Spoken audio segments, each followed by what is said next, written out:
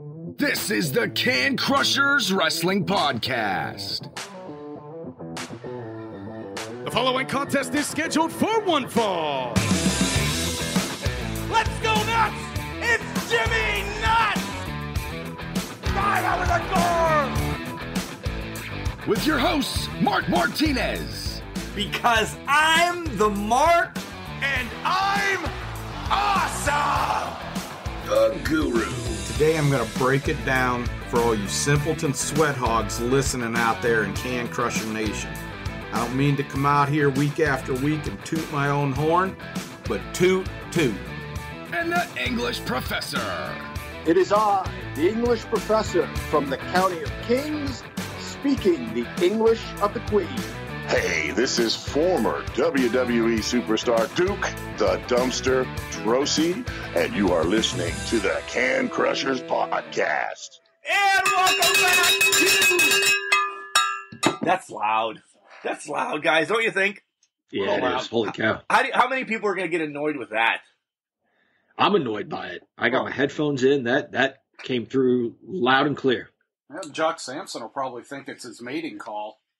Welcome back to Can Crushers. Guys, this is season number 5, the start of a new year, so why not start a new season here on Can Crushers? I am your host, Mr. Mark Martinez, in studio, scrolling his phone, looking at wrestling titles he's going to win tonight. It's the glorious Guru, Chad Piranha, and drinking some bubbly with me in his lounge tonight is the English Professor. Here's to you, bro. Here's to you. Happy New Year, Chad and Mark, and Happy New Year, Can Crushers listeners. Woo! Woo! Woo! So, that was, like, you almost lost your voice already. What the hell's wrong with that? I'm not editing that out. So how eventful was everybody's New Year? I was sleeping. John? Uneventful. I mean, we stayed up till midnight, barely, and, the kids stayed up just fine, but my wife and I were tired by the time midnight rolled around. Didn't do much of anything. I've enjoyed the weekend, though. I am sipping a double shot of Whistle Pig's Piggyback. I think Piggyback it's called. Yeah, on ice. It's really good. We've talked about that on the show. Yeah. So life's pretty good right now. I have Maker's Mark again, along with, and I didn't know they made this, Cherry Vanilla Coke. I about went nuts. I really didn't. I thought you don't remember the commercials that they would not stop showing, where like it's the best of both worlds and no. I know they have vanilla vanilla Coke and they have cherry Coke, but combined with Maker's Mark, it's like. Where were you like all of 2018 that you didn't see a single cherry vanilla Coke commercial? My memory, you know better. You know better. Good point. We didn't have our son on New Year's Eve. We went over to a friend's house, and essentially Kelly and I didn't tell each other Happy New Year's until quarter after, because we celebrated what's more important first in our house, Miggy's 8th birthday. Aww. Happy birthday, Miggy. And then he went to bed. He's in bed already today because yesterday he was in a food coma. If you're on my Facebook page personally, Can Crusher fans, you know that we legit baked him a cake. And Vinny liked it. And Chad and Vinny got a piece of that cake. Vinny liked it. I didn't get any. All right. Miggy eats well. Miggy is living the life. Yeah, the new one's starting to. Like, we were going to kind of wean that off and wait till we got a little bit. No, he's finding the stuff himself now. It's unbelievable. He's looking like a furry, pot-bellied pig. He's fat. He's zoned out in the podcast room right now, so he's good. All right, so we are a wrestling show, though, I think, most of the time. When we're not drunk and talking about giggles and stuff like that. I don't know. Guys, really only a lot to talk about, but one place that we have to start, and we have to. AEW was probably one of the best tribute shows I have seen. They said the Eddie Guerrero one was great. I remember the Owen Hart one more so than the Eddie Guerrero one. And the Owen Hart one for me was top of the line, but this Brody Lee one was amazing. I think there was truly all heart and soul put into this. I'm not saying the matches didn't matter, but they all got to do wrestling and give their love to the Exalted One. This was my favorite tribute show. And not to compare, I'm not going to say not to compare, but I am going to compare. That's what we do. That's what we do. The Owen Hart one was beautiful, and Vince McMahon was very classy about it. He said, look, we're going to scrap everything. You guys do what you want. You want to work, work. You don't want to work, don't work. But it just was a lot of 10, 15, 20-second matches, 30-second matches.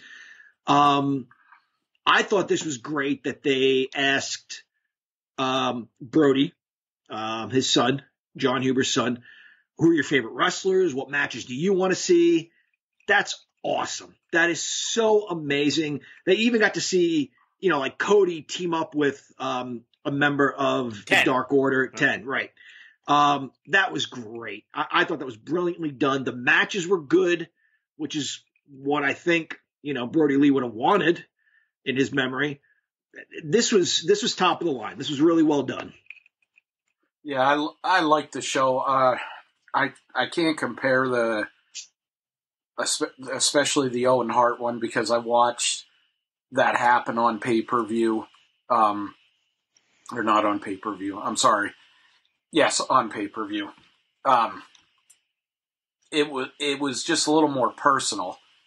Not, knowing what the hell happened than, them announcing and that. So it was more of a shocker. Still was in shock the next day. Saw a lot of emotions from the wrestlers even then, but this one, I guess how can you put it? This one to me was a bit maybe higher on the scale just for the thing. It seemed more personal because it wasn't the multi-billionaire McMahon doing what he felt he had to do versus what was right to do. Right. And I think that with Owen, and not to be rude, but it showed on SmackDown and Raw for Brody Lee, and I don't care that he wasn't a member of their organization, but okay, so we get a couple of his wisecracks from certain wrestlers, and we get a visual at the beginning of it, where AEW did, hey, fuck this, we're pushing everything back, we're pushing cards, matches, guys' returns, we're pushing everything back. This is all about him this week. And they did it with 2-3 days notice before they're filming. I know the answer to this, guys. You guys know the answer on my part as well, because I'll answer this as well. How often did you cry? I don't want to say I cried the whole time. Having little Brody out there right off the bat with the mask on, that got me.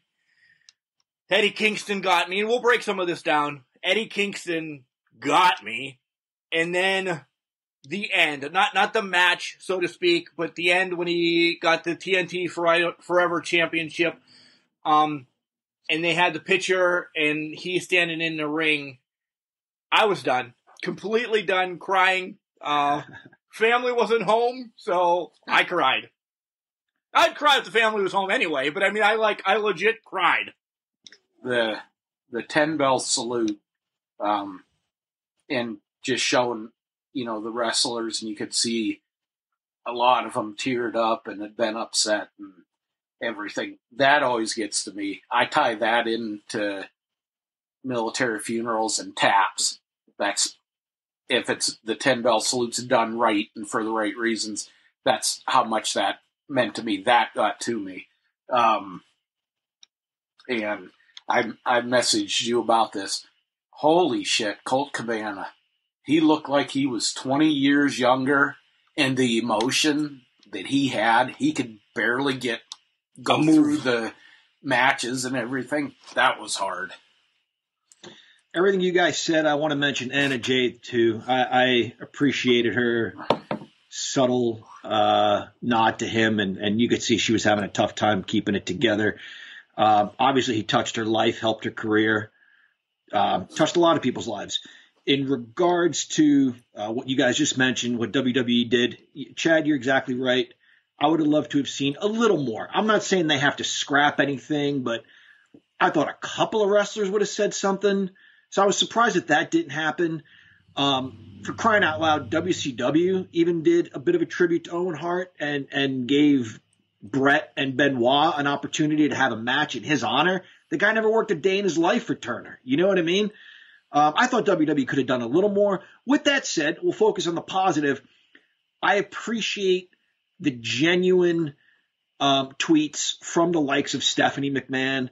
It wasn't just, WWE is saddened and the family at WWE offers WWE's, let me say WWE 20 times. It wasn't an opportunity to brand anything. Thank God. We bonded over our love for our children and shared stories about our families, or something to that effect. It was something that was personal to Stephanie McMahon, and she shared it with us. That was nice to see, that it wasn't just, here's our logo and a company statement. They genuinely had something to say, which was great to see.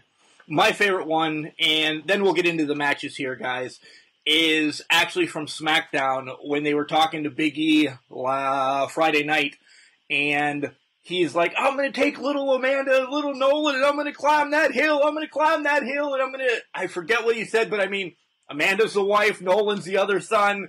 He got those names in, and then off of AEW, even in the loss, Britt Baker was driving a big rig. And that was kind of like his independent nickname or whatever, and then we'll get there. But, all right, let's go ahead. Oh, I was going to say, there was two quick things that I think definitely need mention that we didn't talk about. Eric Rowan. We're going to talk about that in the match. Okay.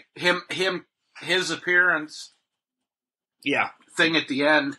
And, who the hell was it?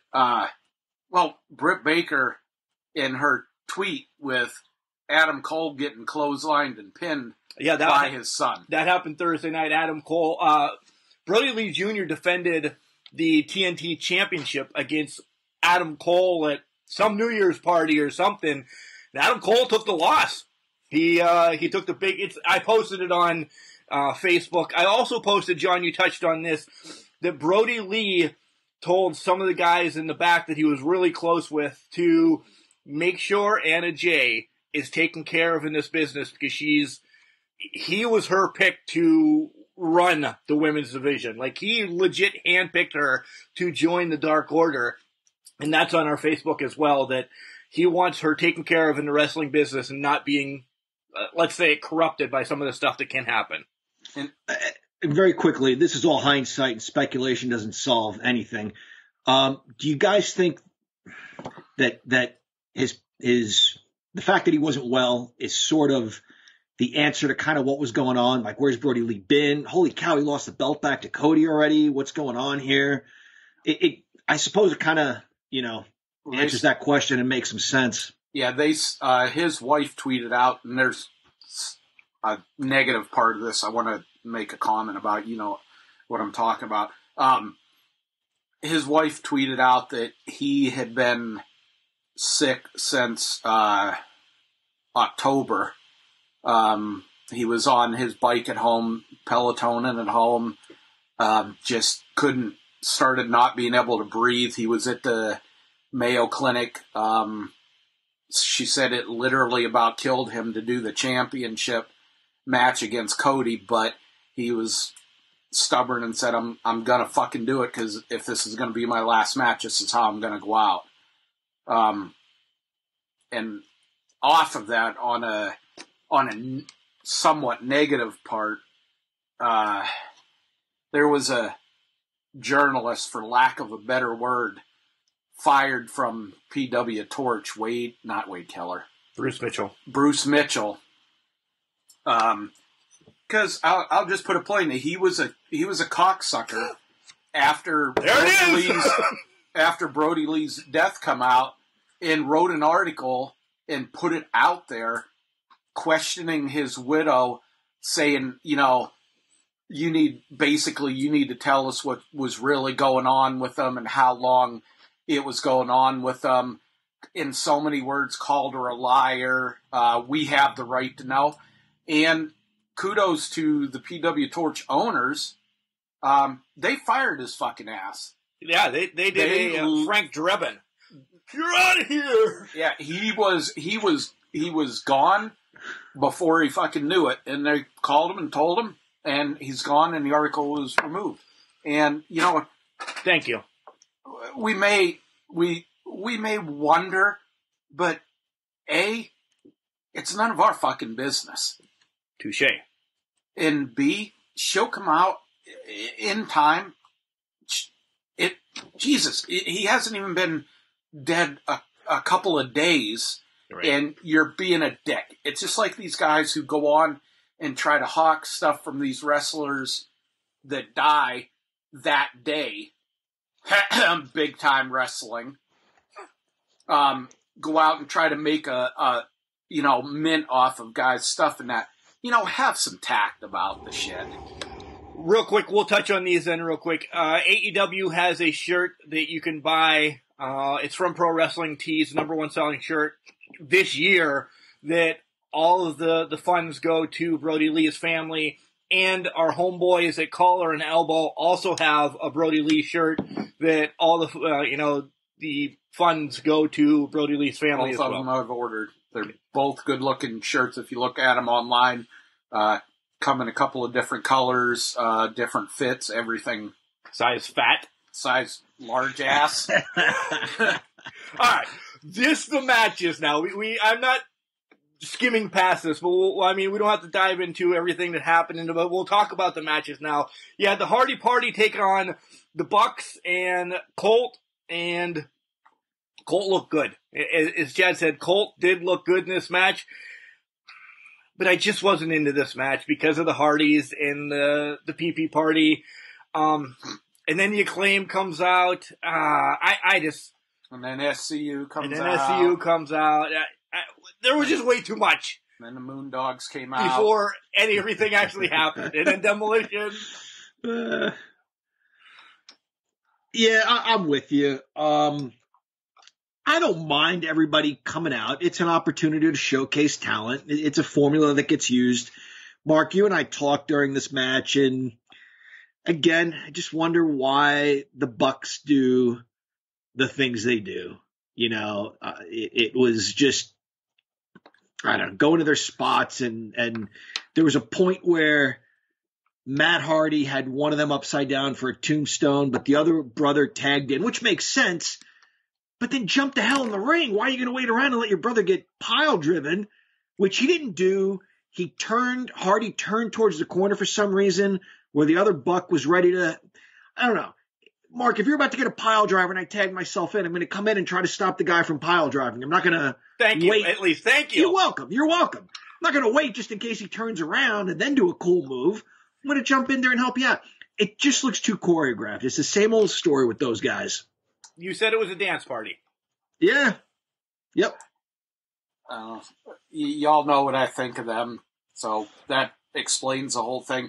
This match, the only thing I got out of this match was these were the only guys that did anything fucking storyline related that's going to go through.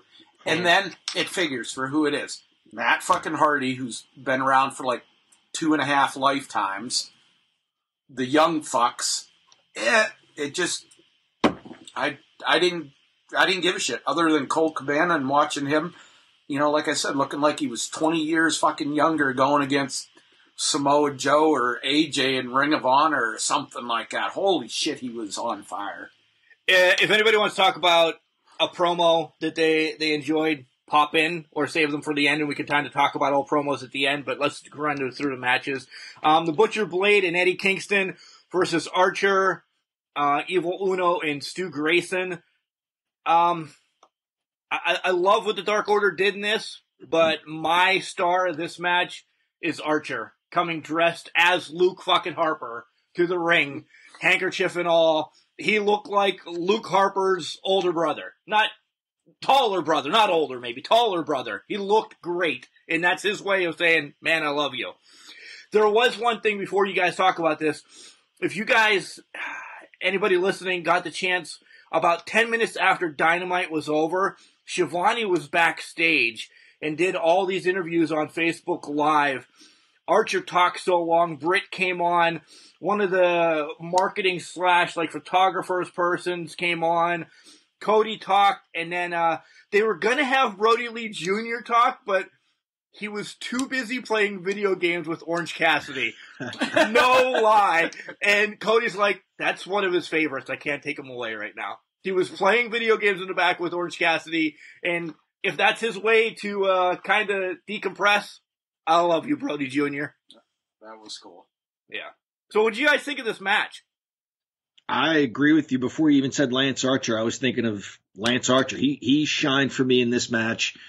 Yeah, the outfit was a part of it, but I think he has the potential to have a long career. He is a good big man.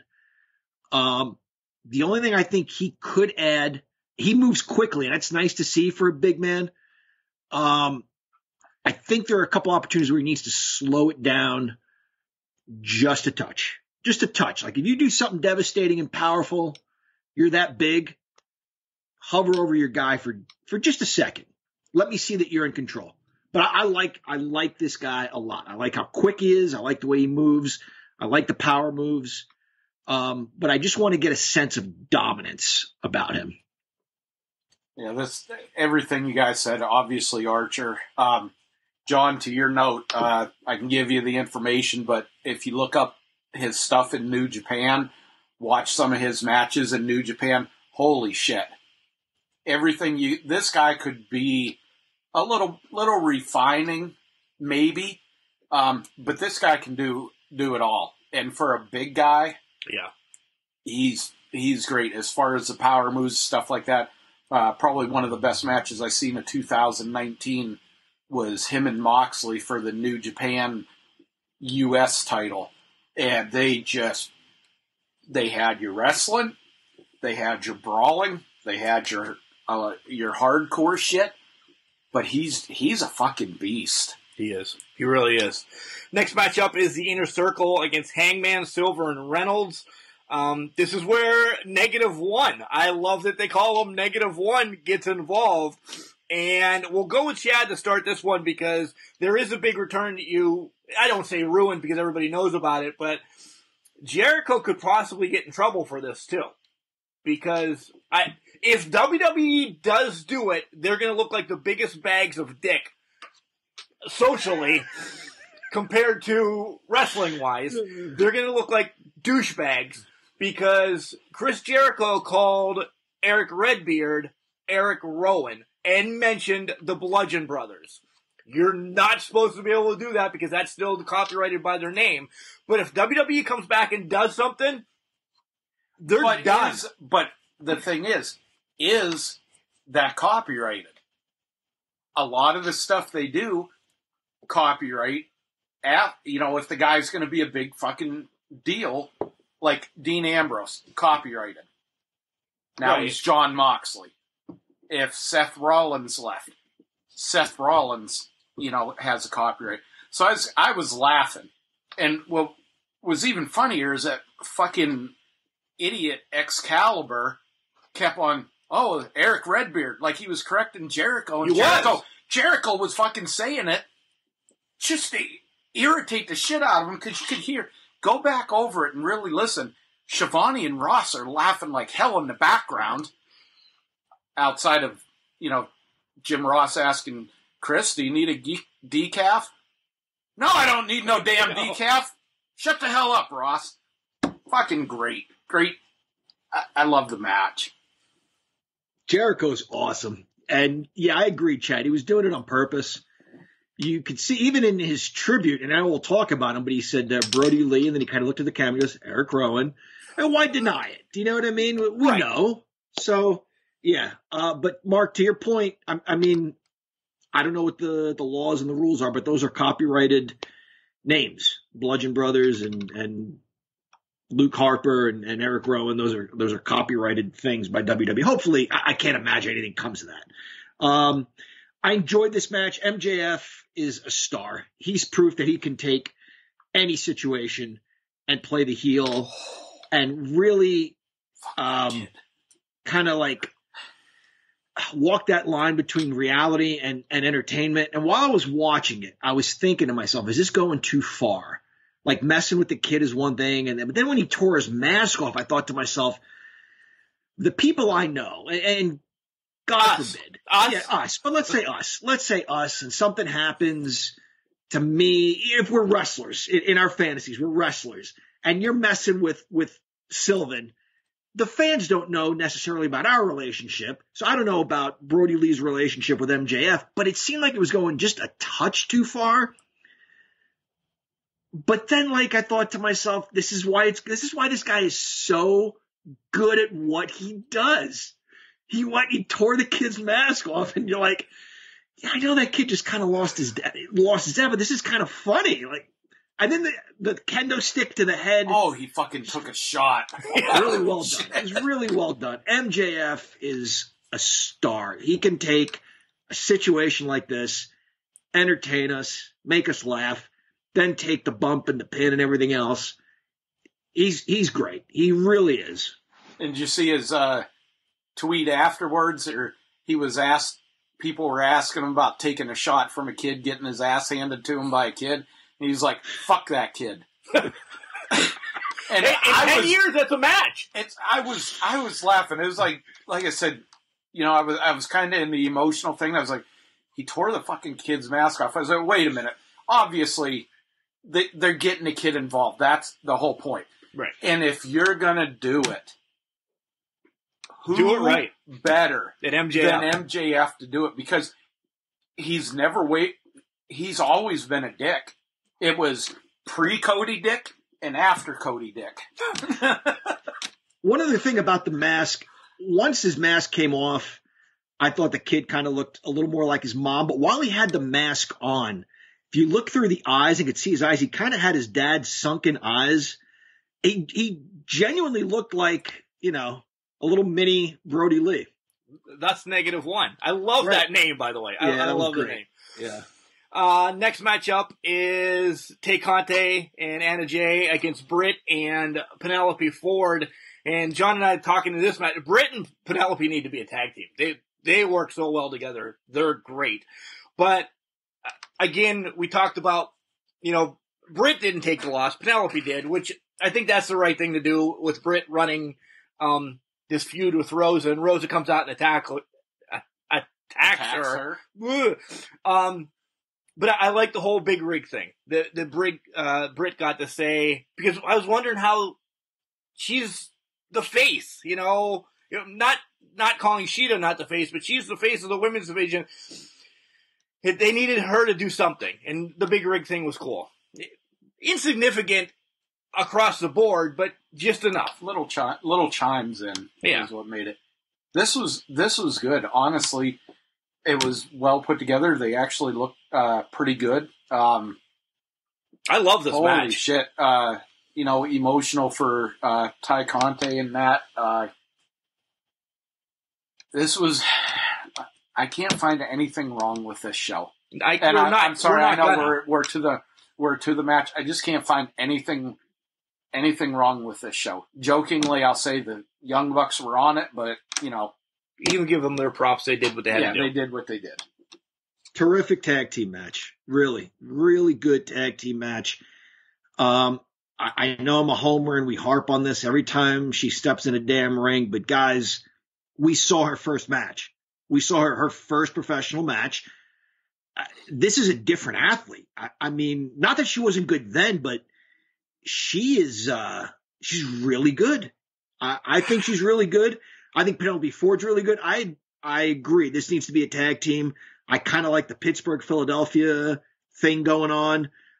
It might be funny to see them not get along for those reasons, you know, that they come from opposite ends of the state. It's Dan Hooven and Jamie Jameson.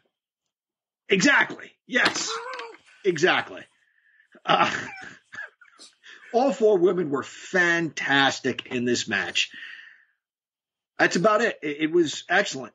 Really was. Good mat wrestling, good chain wrestling, good stuff. Then we get the main event, Team Taz against 10. Orange Cassidy and Cody. This was the match that Brody Lee Jr. got to pick. He says, I want Team Taz against my 3 favorite people in AEW. Brody Lee Jr., let me speak for a minute. I understand Cody. I understand Orange Cassidy.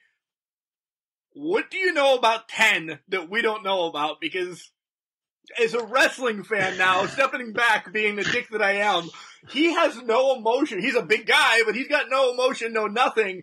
But it was just to get a Dark Order person in there or whatever, and I respect it. I'm busting your ass, Brody Lee Jr., if you find us.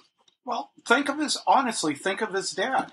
Well, I know. His dad didn't, from this point, his dad didn't really have a lot of emotion in the ring. And he was a big guy. I mean, you'd see him in spots with the Wyatt family when they were going against the Shield and stuff. But he really didn't. He didn't say a lot, and he didn't show a lot of emotion. I think back to one. I think was some of his best technical matches was against Dolph Ziggler for the Intercontinental title. Okay. He didn't show any emotions. Okay, he got hurt. Holy shit! And he's playing the part of the moves. Right. But outside of that, he won the title and left. Yeah, it's like I don't get paid by the fucking hour. Just on the flip side of that, though, my son sent me a video, like a 13-minute video of Brody Lee.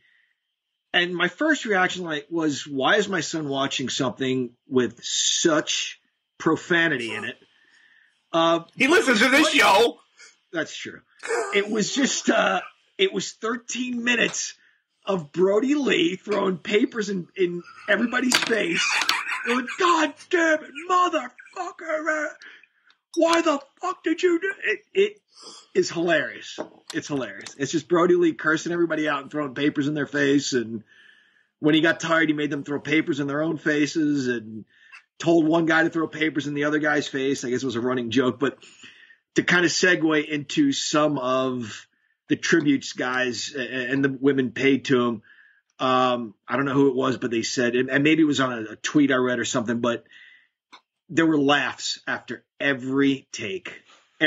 So while, they were performing for us when the cameras quit rolling, they were having a great time. Bryce Remsburg got me. In the main event, Cody had to pull him in to hug him. Yeah. But his tribute speech or whatever, I don't mean this negatively. I don't know what he said. He was friends with him behind stage. He cried. He cried something about hanging out with the wife and kids. I really passionately can't tell you 3 words that came out of his mouth because he was just done. He let it all in front of the camera. And that's where I cried again. Chad? The match itself was great. The ending was fitting.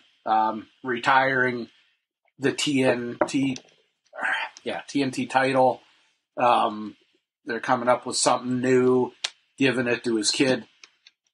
That you can't do any better of a show than what they did. And one thing I took out of all this, out of the whole entire show, not any of the wrestlers, not Tony Khan, nothing, was that so soon after his death, his wife and kid were there to do this.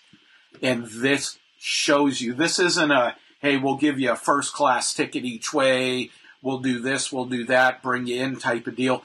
You could genuinely see they wanted to be there, that was their family. That's where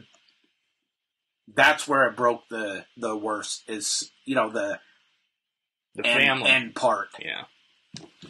This whole show was perfectly done. I kind of alluded to this earlier. They did a great job in every match of walking that line between being real, because it's a very serious situation, and entertaining us, the fans. And one other thing I just want to mention about Anna Jay and Ty Conti's match, I don't want to say Anna Jay was like the weak link, but she gave the impression of being like wet behind the ears in the Dark Order and had a lot to learn. She had that moment where she took her mind off the match and was paying tribute to Brody Lee. And you're like, oh my God, she's going to get rolled up. This makes perfect sense. You know, Brody Lee would be so disappointed if she lost this match because she lost focus. But then she regains focus and her team ends up winning. So you get the payoff in that respect too. Again, just a brilliant job. And it can't be easy. It can't be easy to walk that line between reality and entertainment.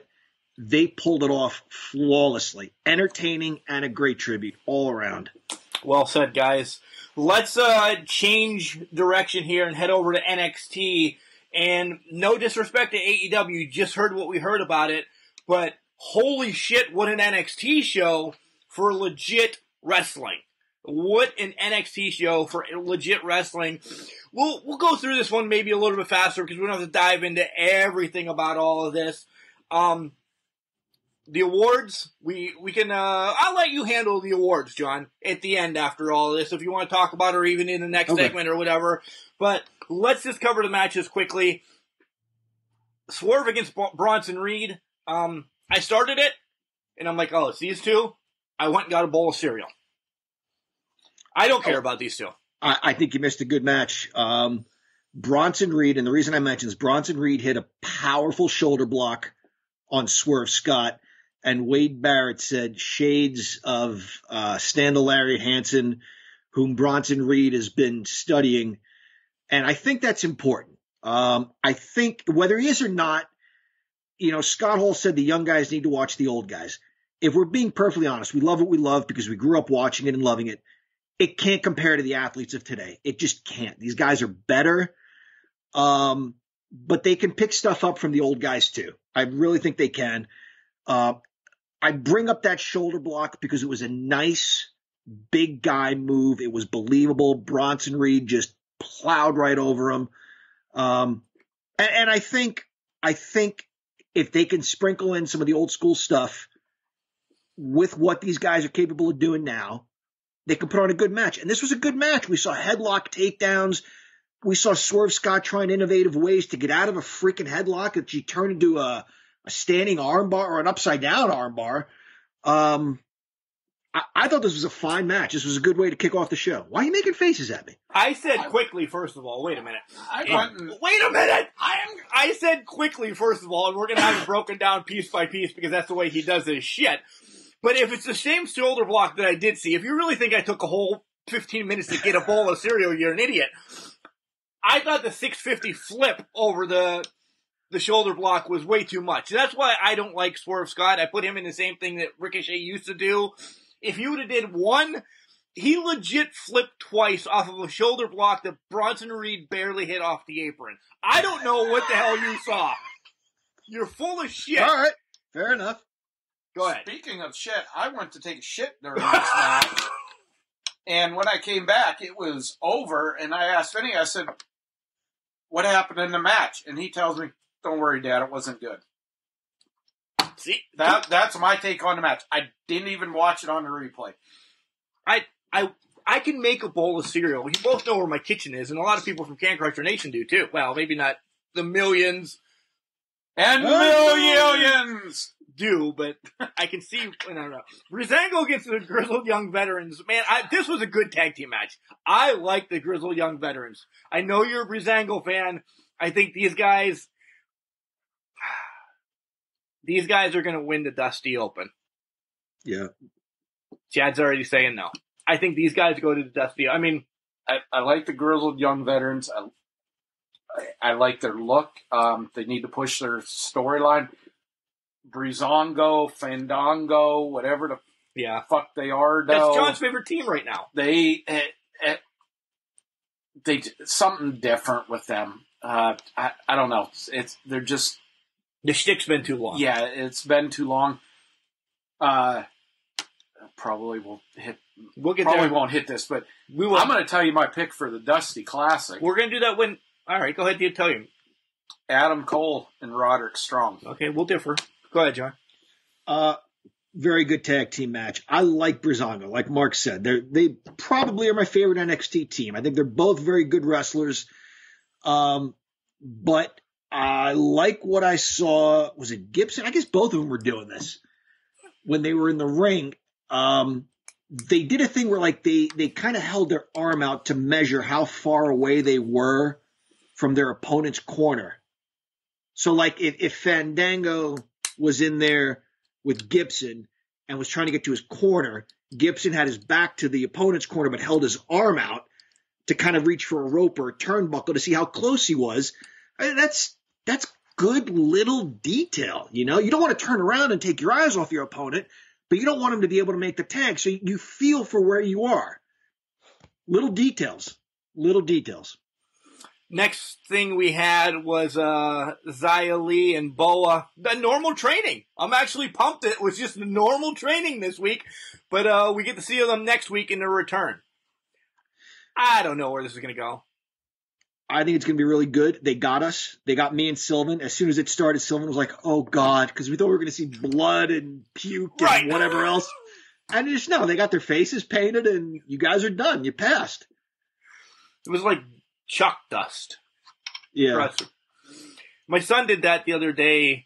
I was doing something on the computer, and he comes in, and he goes across my forehead as I'm on the computer. I'm like, what the hell? And he's like, Capena, Chica. I'm like, what? He's like, you're Simba now. I'm like, what? He's 14. Yeah, that would have been fucking great. Just like us. We're idiots. We're still. It was whipped cream or butter or something. I don't know. My cousin Mercedes Martinez crushes Valentino Ford. Nothing to say about that match. Of course you do. No, just Sylvan was like, what the hell is she wearing? That's it. Yeah. Not Mercedes, the other lady. Valentino Ford. Yeah. Did not even know the match took place. It was that fast. You must have really shit this time. Pete Dunne against Roderick Strong. This was amazing. I love this match. It really was. Pete Dunne is having very good matches with the Undisputed Era. We saw him lose to, who the hell beat him? Kyle O'Reilly. And this is interesting with Roderick Strong because they have a history. This always works, guys. We have talked about this. Piper and Orndorff, Flair and Luger, just every once in a while switch the good guy, bad guy situation up or bring back an old feud between two guys or two women that have a history.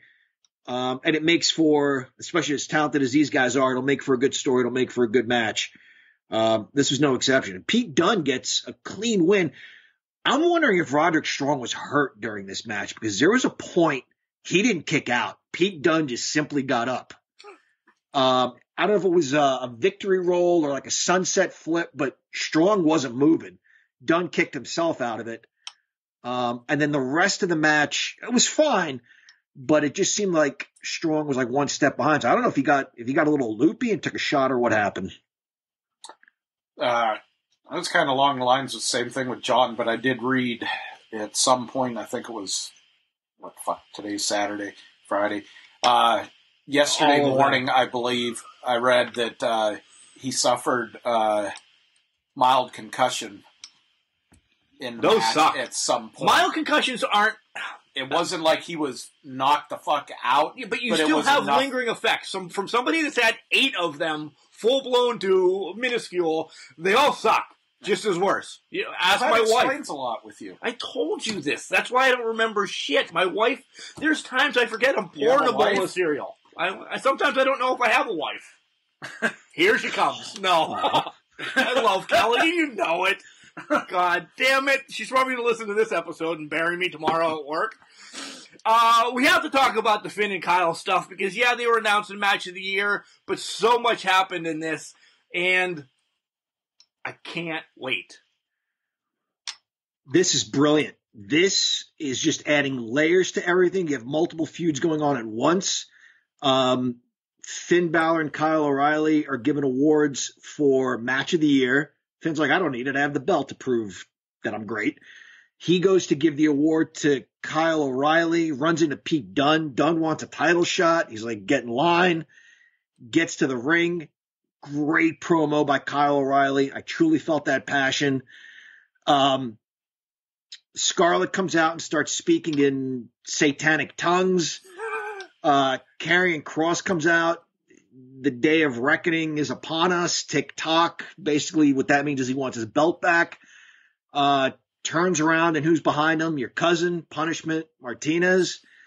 It doesn't take long. We don't need, guys, Roman Reigns to kick off a show for 20 minutes and not tell us much of anything. This all happened in like 7 minutes. Exactly. I was going to say 5, but yeah, you're probably right. 6 or 7 minutes, and we got, holy shit, 6, 7, 8 wrestlers. We got all these feuds intertwining with each other. Beautiful. Yep, perfect. Yep, exactly. Yeah, Mark kissed his hand, for those who don't know. They should have heard it. He did like the Bellissima or Delicioso kiss to the tips of the fingers. This was great. They just, everything tied in to something else, and it made sense. You had so many working parts, but it made sense. It wasn't somebody out of place. Fucking Cheeseburger Jr. didn't come out and fucking challenge Kyle O'Reilly to a Texas bull rope match inside the Thunderdome or some shit. Everything made sense in this whole 5-minute, 7-minute timeline.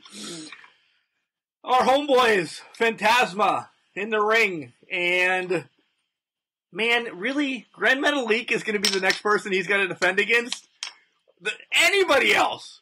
Anybody else? Really? Lucha's back on NXT? I like the family way too much to see him against Grand Metalik. Direct response to AEW featuring Sonero Dinero, the Lucha Brothers. Direct response to that. Yeah. That's exactly what this is. Nothing more, nothing less. It's a great point. It could have been anybody else. Put 2 other people in a mask, though. I'm not... Who's fans of Lucha? Vinny dances to it every so often. Sylvan like it anymore? No. There you go. Yeah. Maybe a change of pace, change of scenery. I don't know. And then we get the main event, which is, and then John will cover. Let's do these next shtick. Yeah. All right. Then the main event is Johnny Gargano with The Way against Ruff. Thank God he breaks his curse. That was great because you saw a black cat that came out of just nowhere, was sitting there. He goes under. He breaks the mirror. He goes under a ladder. Yeah, well, he broke the mirror because Austin Theory is the best up-and-comer or whatever. The tallest man in wrestling. Breakout star. Tallest man in wrestling, I think was his award. And Johnny Gargano said, "Don't say curse," and he took his award and threw it. And when he threw it, there was a mirror there for some reason, and it smashed. And it's all funny stuff. I enjoy it. I know it's silly. But again, Johnny Gargano is so good. Everybody in that faction is really good. If you can deliver in the ring, I'll sit through the silliness. And it was funny. It was absolutely entertaining. Gargano's great. The match, though? Leon Ruff, he hit the ropes a few different times. Okay? And the one time, he does like the Rey Mysterio, like off the second rope. First, it's bounce off the top, then off the second, then off the bottom. Okay, so we've seen this 3 different times. We know you can hit all 3. Then he does a thing where he goes to bounce off, and he goes in between the ropes for some reason. And when he comes back in, he nearly clotheslines himself. Bounce off the ropes and hit the guy. I don't get it. I don't get the needless, whatever the hell that is. You nearly took your own head off. He's exasperating, that guy. What they need to do with him, the match was It was a time filler. What they need to do with him is he needs to try to go in and do one of these, 14 bounces off of every inch of the ropes on all 3 levels shit, and then come back and have somebody like Karrion Kross there just fucking decimate him. Just lay him out. He's out cold. He gets pinned. He gets carted off in an ambulance. The ambulance drives into the Chesapeake Bay, whatever. He needs to disappear. So they're in Florida, but they're going to drive all the way to Chesapeake Bay. You're getting as bad as me with... Well, it's WWE. Next week's show, Loomis is at the end, and then we'll take a quick break after we tell you about Collar and Elbow. Loomis is at the end. Next week's show is a pay-per-view on TV for free. I no disrespect to AEW, they're going to have a barn burner as well, but this show next week is unbelievable. New Year's Evil is what they're calling it. It's going to be amazing. So that might be a show that I watch 4 straight hours and just do a line of, Coke? No! Smarties. I was paid $20 in middle school to do Smarties from Chris Goodrew. Fire ants. Then I got sent down to the office because they really thought I was on drugs. I'm like, no, Chris gave me $20 to do a line of Smarties. It was one Smartie. You're an idiot. Then I went home. I don't know what the hell. I don't know if I got John out of school as well and went to Dairy Queen or something stupid. But hey, John, you got a sweet Collar and Elbow shirt on today. It came in, didn't it? It came in. Yeah, it's my Christmas present. One of them. It's my. It says wrestling on it. Sweet. I love it. Yeah, I love it. Again, sometimes I get a little too personal with the information, but my wife gave it to me and she's like, go ahead and try it on. So I tried it on and I showed her the guns and I flexed and I got a out of her. So she likes it too.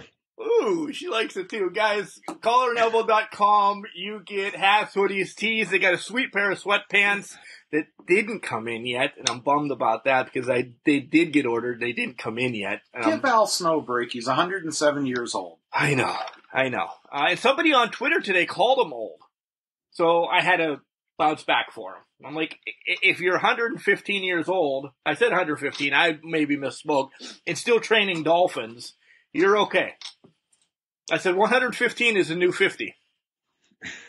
He liked it.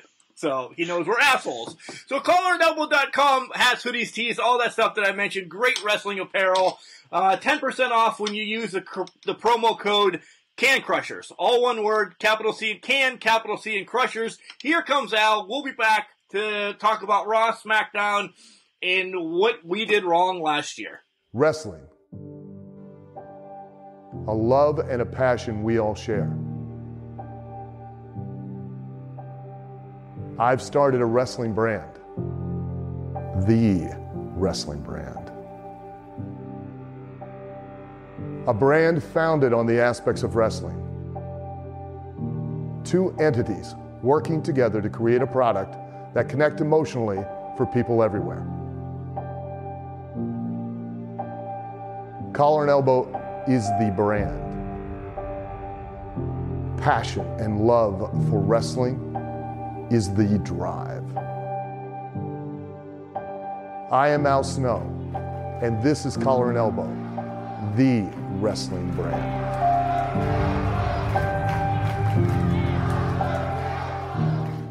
Hey everybody, this is Gilbert, WWF's longest reigning light heavyweight champion. You're listening to Can Crushers Podcast, the best guys there are out there.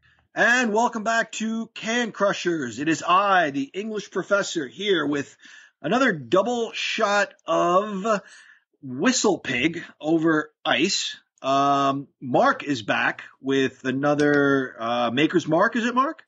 2 fingers. A double shot of Maker's Mark. And Chad the Glorious Guru. You sipping on anything, Chad? I've got the wine coolers tonight. He's had enough already. He came rolling in. I'm probably driving him home. No. Yeah. 3 doors down. Yeah. I'll just walk. Just point me in that direction. I can find the house eventually. That's his kryptonite.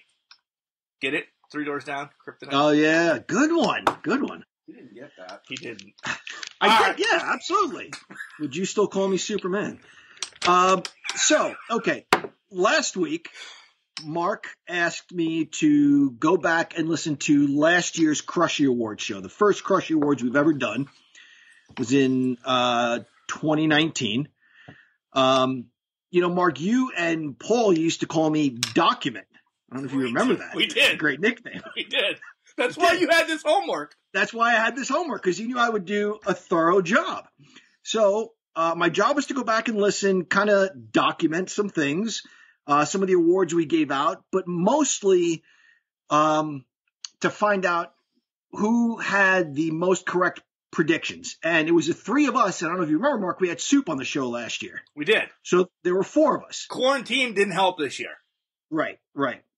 By the way, let everybody know that you have not, in transparency, I don't know where the hell this is going right now. Chad and I have no clue what you're going to tell us, because I didn't go back and listen.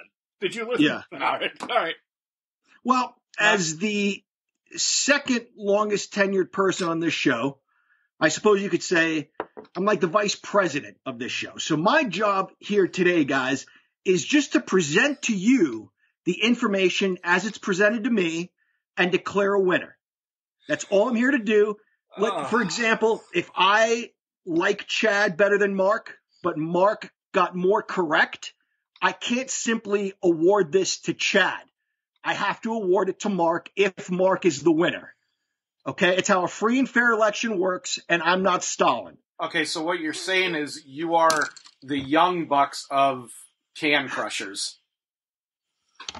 I can say that, I have never missed an episode. Have you? You haven't. No, you've never. Sometimes you've flown solo. I have. Yeah. Go ahead. All right. God. Before we get to who was right about everything, just some interesting things. We did a return of the year. We did it this year. We did it last year. And I bring this up because I want to ask you guys this question. We had names on here like Jimmy Nuts, Roman Reigns. You had leukemia. We overwhelmingly said Tommaso Ciampa. Now, I know we said that this year. But guys, last year we were talking about his injury. So when the hell did he break his neck, or did he have a different injury? But exactly what we were talking about on this year's show, we talked about on last year's show. Yeah, last year's comeback was from the neck injury. This year's comeback was from the knee injury. Okay. Then I think I was confused last week. I think I kind of, in my old age, mishmashed those things, or kind of mashed them all together. We had a trashiest moment. Obviously, we all thought Lana hooking up with Bobby Lashley was ridiculous. Well, we all hated Money in the Bank, so we didn't even have to bring that up this year. Yeah. Holy hell moment. I believe, overwhelmingly said the men's match at where Cole got thrown off the top of the cage. War Games. By Ciampa. War Games. Thank you. Yes. I don't know what he's saying, but I know where he's going. Yeah. What were some other things that stood out? We did a ref of the year. We all got one pick. Mark knew who I was going to pick before I even did.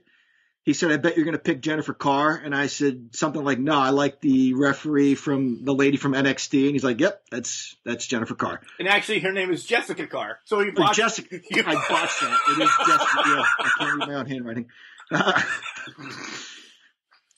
Breakout star, Mark, you mentioned Mandime. You were right about that. He's had a breakout year in 2020. You also mentioned MJF. I was off with Humberto Carrillo. I don't know what the hell I was thinking about that. He was not a breakout star. Fuck was he drinking? Right. I also said Thunder Rosa. Chad, you said Tessa, Harry Smith, and Adam Cole. Those were good picks. Soup said Darby Allin. That was a great pick. Women's tag team of the year. Again, I said the Iconics. Boy, was I wrong. I also said the Kabuki Warriors. Wrong. Mark, wrong. You mentioned a team I liked that we saw, Havoc and Hazard. Yeah. Well, they would have been big if WoW would have produced anything last year, but with them being in LA in kind of studio stuff, WoW has taken a whole year off. Our buddy Ray Lynn is there. Callie Young is there. Tessa's been there. Like, WoW is on a whole year of hiatus right now. Not even putting on shows, pop-up shows like NWA. So I wonder if they're going to bounce back. Men's tag team. I said the Young Bucks last year. I was a little off with that. Some of the females were some of the same names we said this year. Ray Lynn, Asuka, Becky. So anyway, those were some of the awards we handed out. Now, as for predictions, Chad predicted that the Rock and Roll Express would get destroyed by the Dawsons. That Brock Lesnar would hold the championship until SummerSlam or the Survivor Series. Thank God you were wrong on that one. And that Tessa Blanchard would be in AEW in 2020. I said, I don't know what the hell I was thinking here. I said Charlotte and Becky would win the tag team championship. They did not. Charlotte won recently with Asuka, but they didn't win a tag team championship, right? Charlotte and Becky? No. Of course Becky was gone after WrestleMania. I said Wardlow would dump MJF. That hasn't happened. I was right about this, and I mentioned it last week. I said Nick Aldis would hold the NWA World Championship the entire calendar year. Yeah. You're counting that then. Yep. Mark, you were wrong because you said Eli Drake was going to beat him for the NWA Championship. You said that the Rock and Roll would win the Crockett Cup. Well, that didn't happen. Thanks for bringing up a sore subject on this end of it. Yeah, good job, jackass. And you said Cody would join the Nightmare Club with his wife. That was a short-lived thing. Yeah. Well, they're in the Nightmare family now, so do I get half a point? Yeah. No. Yeah. He's the judge and jury. Nightmare Club, Nightmare Family. Shut up. It's my podcast. Soup said Keith Lee would win the NXT Championship, which he did. He said he would beat Adam Cole. Whom did he beat for that? Was it Adam Cole? Adam Cole. Yeah. Yeah, so he's 100% right about that. He said, was Jericho champion when we did this? Yeah. Yes. Yeah, okay, I thought so. He said Jericho would drop the title during the course of the year. And you guys ate him up. You were like, well, no shit, pick somebody. So he said MJF. So he was wrong about that. He lost it to John Moxley. But he was right about the first half. Jericho did, in fact, lose the title. And he said, geez, wow, he went out on a limb here. NXT would be the best WWE brand out of NXT, Raw, and SmackDown. What? Oh, my God. So you're telling me altogether Soup wins with the NXT is going to be the best WWE brand by a half a fucking point. That's fucking cold, but he wins. Effective. Are you saying Soup wins? Soup wins. I mean, these weren't exactly, bold or long shots or anything. He did predict Keith Lee loses the belt to Adam Cole. Or Keith Lee beats Adam Cole for the belt. I don't even know what the hell he was doing here when we did the Crusher. Him and his girlfriend and dog were here. Yeah, it was our Christmas party last year. I know what they were here for, but I'm just saying. That's why he's not back this year. Son of a... So, speaking of predictions, Mark, you made some predictions on WrestleSoaptopia with Keela Cash, and that's going to air tomorrow, Monday. Yeah, on Monday. Go ahead. Tell us some of what you predicted. No, I can't. No, you can't. Okay. No, I told her I Someone wouldn't. won't listen. Okay. Yeah, I said I wouldn't do any spoilers on the show, but I would pump up her show. Monday, go over and give her a listen. Spotify, Apple iTunes, all that stuff. She's everywhere too. WrestleSouptopia, Keela Cash. We sit down, and she contacted me a while ago, and we had this set up, and I had to bring 5 to the table. Okay, and I took our conglomerate 5. One was from Chad, one was from you, a couple were from me. But the one that I wholeheartedly went with, because we went 5 down, and I didn't know that I was going to do them in order. And she's like, did you grade them? I'm like, no, I don't. We don't do anything like that on our show. We're idiots. We just throw shit against the wall and see what happens. She's like, well, let's do your grade real quick. And so I did that on paper, and then I just ran down them. It ended up that we had the same number 1. And she's very intelligent, let me tell you. Keela Cash knows her stuff. Thus, spoiler alert, on this end, I don't know the final project that she's going to mention on the show, but Keela's going to join us when we have Royal Rumble predictions. Royal Rumble being my favorite pay-per-view of the year. Have her on, do kind of maybe instead of a spotlight that week, we'll all get together and we'll do a Royal Rumble prediction the Wednesday prior to Royal Rumble and roll with it that way. Of course, we have nothing ironed out. She's got shit ironed out for months ahead of time, but that's not the way we run our show. Week by week, day by day, and then sometimes minute by minute, and you get transparency. All I got to say is Mark's the host, the owner, so we're starting off bad right there. John Megabuck, vice president, is the vice president. I'm just here. You have to be something now, secretary or treasurer. Which one do you want? You going to trust me with money after you've seen what I spent on wrestling belts this week? Touche. You can be the assistant to the jester. Who the fuck's a jester? Soup. Oh. No, because that fucker makes a wild prediction. Really went out there on a limb and fucking won. It's almost like Pat joining the show, isn't it? Fuck Pat. All right. So we really shit the bed last year is what you're saying, right? The guy that comes on once every 6 months or IWC shows, this guy gets everything right and we don't get a goddamn thing right. Yeah, kinda. Yeah. And we have our nose to wrestling. He also really took the safe road in He did. He did. a lot of these predictions. Yeah, a couple of them anyway. Charlotte's going to win a title this year. Oh, good.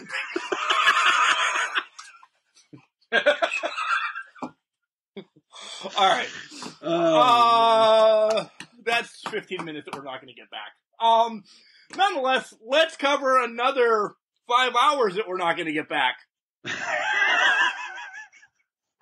Raw and SmackDown.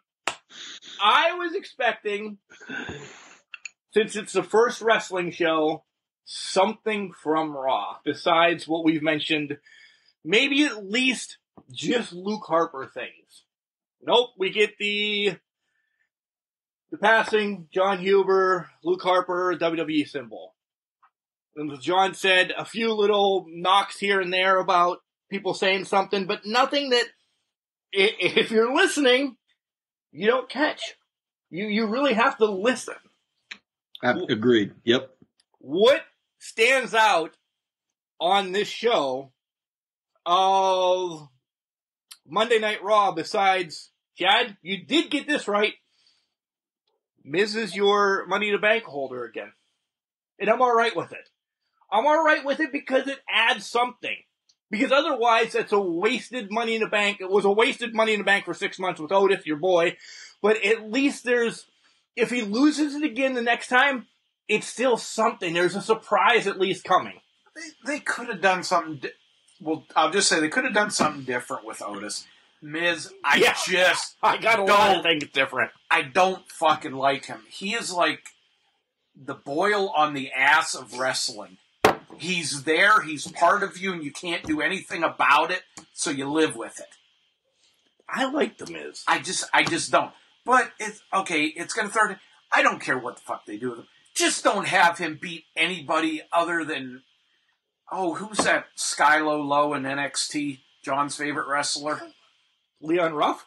No, the midget. What? The tallest guy in NXT. Austin Theory. Austin Theory. You said Skylo Low, so I instantly... Well, yeah, little guy. Pops out of a cupcake. Okay. I don't like The Miz. He's just not... He does what... And this is why I back the Miz. He does what they tell him to do. I know he's the yes man. Yes, I know. But... And I'm going to get flack on this. He is kind of one of the most watched out there. People love him because, I'll tell you why, my wife loves The Miz. Because Miz and Mrs. That shit gets views. But that's a different thing. That's real life. But she'll watch wrestling when Miz is on. So if we would be a ticker tape family that had one of those TikTok things, she would get a tick on it because Miz is on. So that demographic at that point picks up more views because the women are going to see if the Miz is going to shake his ass and throw a cake in somebody's baby's face. Whatever. You know where I'm going. That's all they want. And the Miz does it. He's not, MJF is a dick. You're MJF I'm a dick. But MJF personifies, I mean, he does the whole stick and he's just an asshole and you can see it. Miz, okay, John, you better go. Yeah. I'm looking up. Okay, Ron Funches is the comedian. He does a funny thing. Ron Funches is a comedian. He's got a funny bit about pro wrestling. I sent this to you, Mark. He's a guy. He's lost a lot of weight, but he was really heavy when he did this bit about pro wrestling, where people try to bust his balls and tell him it's fake, and he's like, "Oh no shit!" Like. You mean where grown men have minor disagreements so they body slam each other? Where a grown man carries around a snake in a bag, but it don't work on the Undertaker because he don't got no blood? I think of that because that formula just, it gets old after a while. For some reason, I don't mind it with William Regal because it's a little more, it has a little more to do about with wrestling. When William Regal sets up a match, okay, you guys are going to get in each other's face? Go settle it in the ring. But Elias is playing guitar and AJ Styles didn't want to listen to it. Well, now we got to go fight about it. It's just so dumb. It's so dumb. It harkens back to Triple H stepping in Godwin's shit bucket by accident, so now they have to fight about it. Almost as bad so as dumb. It's almost as bad as Triple H humping Kane's ex-girlfriend, whatever the hell, in the coffin. God. Yeah. You don't remember that? No. Katie Vick. Katie, I don't know why Katie just came out of my mouth. I was going to say concussions. Remember we had that the first time? Yeah. Katie Vick, you don't remember that? It was Kane's supposed girlfriend died or whatever, and Kane and Triple H were feuding. This was when Kane had the mask, hadn't been unmasked yet. Vaguely. Yeah. And they show in the funeral parlor Triple H getting in there and talking nasty and unzipping his pants and taking it down like he was humping her corpse. Maybe that's why I forgot it. Yeah. Oh, God. The athletes are fine. There's nothing wrong with the athletes. Just, they can't get me to give a shit about a match on either show. Which, that's why, in the third segment, we're going to have Chad's new segment that's going to bring to the table, so we'll get there. I do have to ask you guys, what are we getting set up? Alexa Bliss almost set on fire again, wanting to be set on fire. Are we going to get, I know the answer to this, what kind of cinematic match are we going to get with Randy Orton and Bray at Royal Rumble? He was just burned to a crisp, more than a McDonald's French fry, harder than hell, dead. What else can we have? What can happen besides literally being decapitated in the ring? I don't think we see much of a match. To your point, it'll be a cinematic match, but I think it'll be Randy Orton searching for him and another Swamp Thing match? Maybe. Maybe it'll be the Fiend's ghost, but I don't think we get catch as catch can technical wrestling match. It'll be open this door, faces appear, things are spinning, the walls are upside down. Ugh, God. I can't wait. Yeah. I can't wait to have Keela on for that. All right, I'll tell you what it's gonna be. It's gonna be a Spitfire match. What? Where the winner has to, shove a rod through the other guy and put him over a fire and roast him. And the finale, that's not what I thought. So in the finale of it is, once you get them on there, to make sure that the match is done, you have to take a bite. You have to stick them with a meat thermometer. Well, then you should tenderize them. Then I like garlic and butter and stuff. A little Cajun. A rub or just spices? I'm not a big rub fan on wings. I hate dry wings. But that's gonna be the match. I mean, we've already got Seth Rollins ripping out Rey Mysterio's eye. If we don't get a fucking head, everybody wants head. Al Snow. Hey, did you know that if at 11:54 at night on New Year's Eve, if you would have started WrestleMania 5, was it? I don't WrestleMania remember. 5 with Al Snow. Al Snow. Exactly at midnight, Al Snow would have been there with head saying, "What do we want?" And that's how we could have come in the new year. We all want head. That's what's going to happen in this match. One other note. Kevin Owens is a very good performer. Good athlete. We're going to SmackDown. Yeah, we're going to SmackDown right now. Go ahead. Yeah. I enjoy the match. We keep saying the $1 Million Man kept pushing Virgil till he snapped. in this day and age, like we need something a little different from week to week. A little different. We've seen this before. He sends Jey Uso out. Jey loses, gets his ass kicked. Here comes Roman Reigns. Like, it's the same story. It's lazy. Just tell us the next part of this story already. I agree. I have two things to say about the women on SmackDown. Back-to-back matches, there was the Riot Squad against Nat and Tamina with Billie Kay randomly alongside. God. These 5 women are already lost. Like, as much as I love the Riot Squad, and I'm a big fan of Ruby Riott, Nat has been the big show. This week she's good, next week she's bad. She's just in a funk. I don't know. We've said that maybe it's time for her to pack her bags. Tamina has just been Superfly's daughter. That's the only thing that keeps her on the show.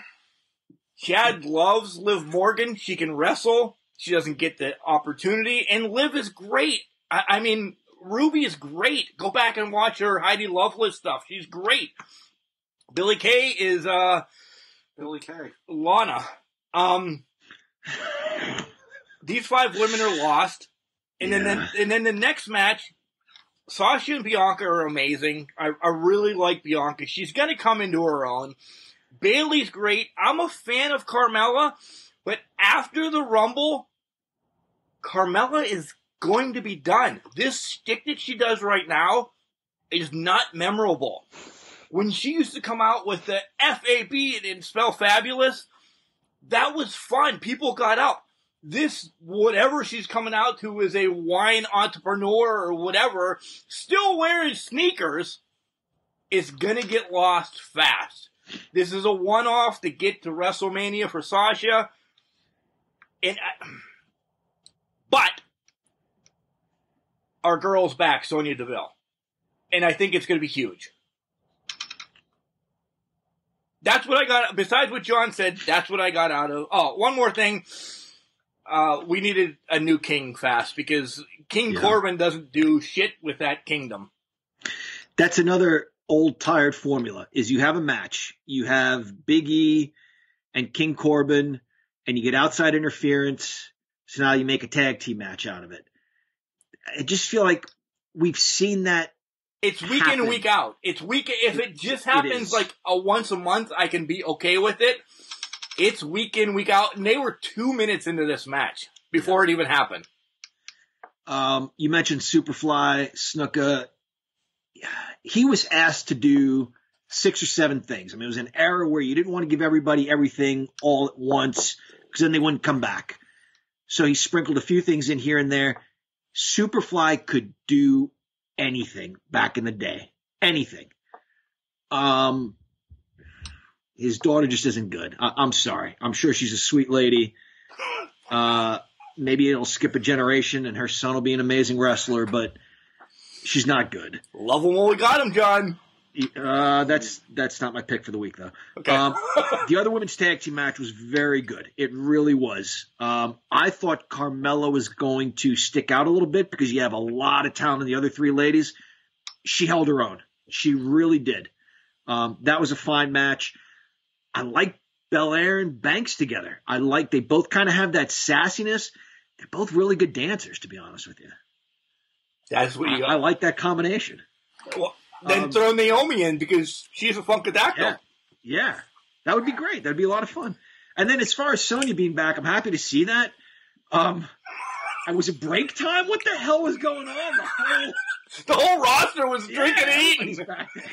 Cutting class? What the hell's everybody doing? I got to see Liv Morgan. That's about what I got out of this whole fucking section. Who'd you get out of SmackDown? We did all SmackDown. Where were you? That's it. I'm Roman, Uso, Kevin Owens. Although, I like Kevin Owens. He can get in any... I'm fucking tired of this already. I'm tired of the... Not the Roman Reigns. You need Luther Reigns here. We need Luther Reigns. We need fucking... Purple Rain, fucking bring Prince back. I don't know. We need something. I still like Roman being a dick. Do not in any way, shape, or form fucking change him. He is. I told you, I'm a Roman Reigns fan. He's just like, to a much larger degree, because we've seen him for so long, he is like, Britt Baker's having so much fun being a total bitch in AEW. Roman Reigns is having so much fun. You see a smirk every once in a while. But he can't help it. He's trying not to fucking break down because he really is a nice guy. He's a family guy. I'd go to a car show right now to see Roman Reigns. I'm telling you, I'd go to a car show to see Roman Reigns if he was there. There's some guys that should always be dicks, should always be the bad guys. Me. You. John should always be the professor.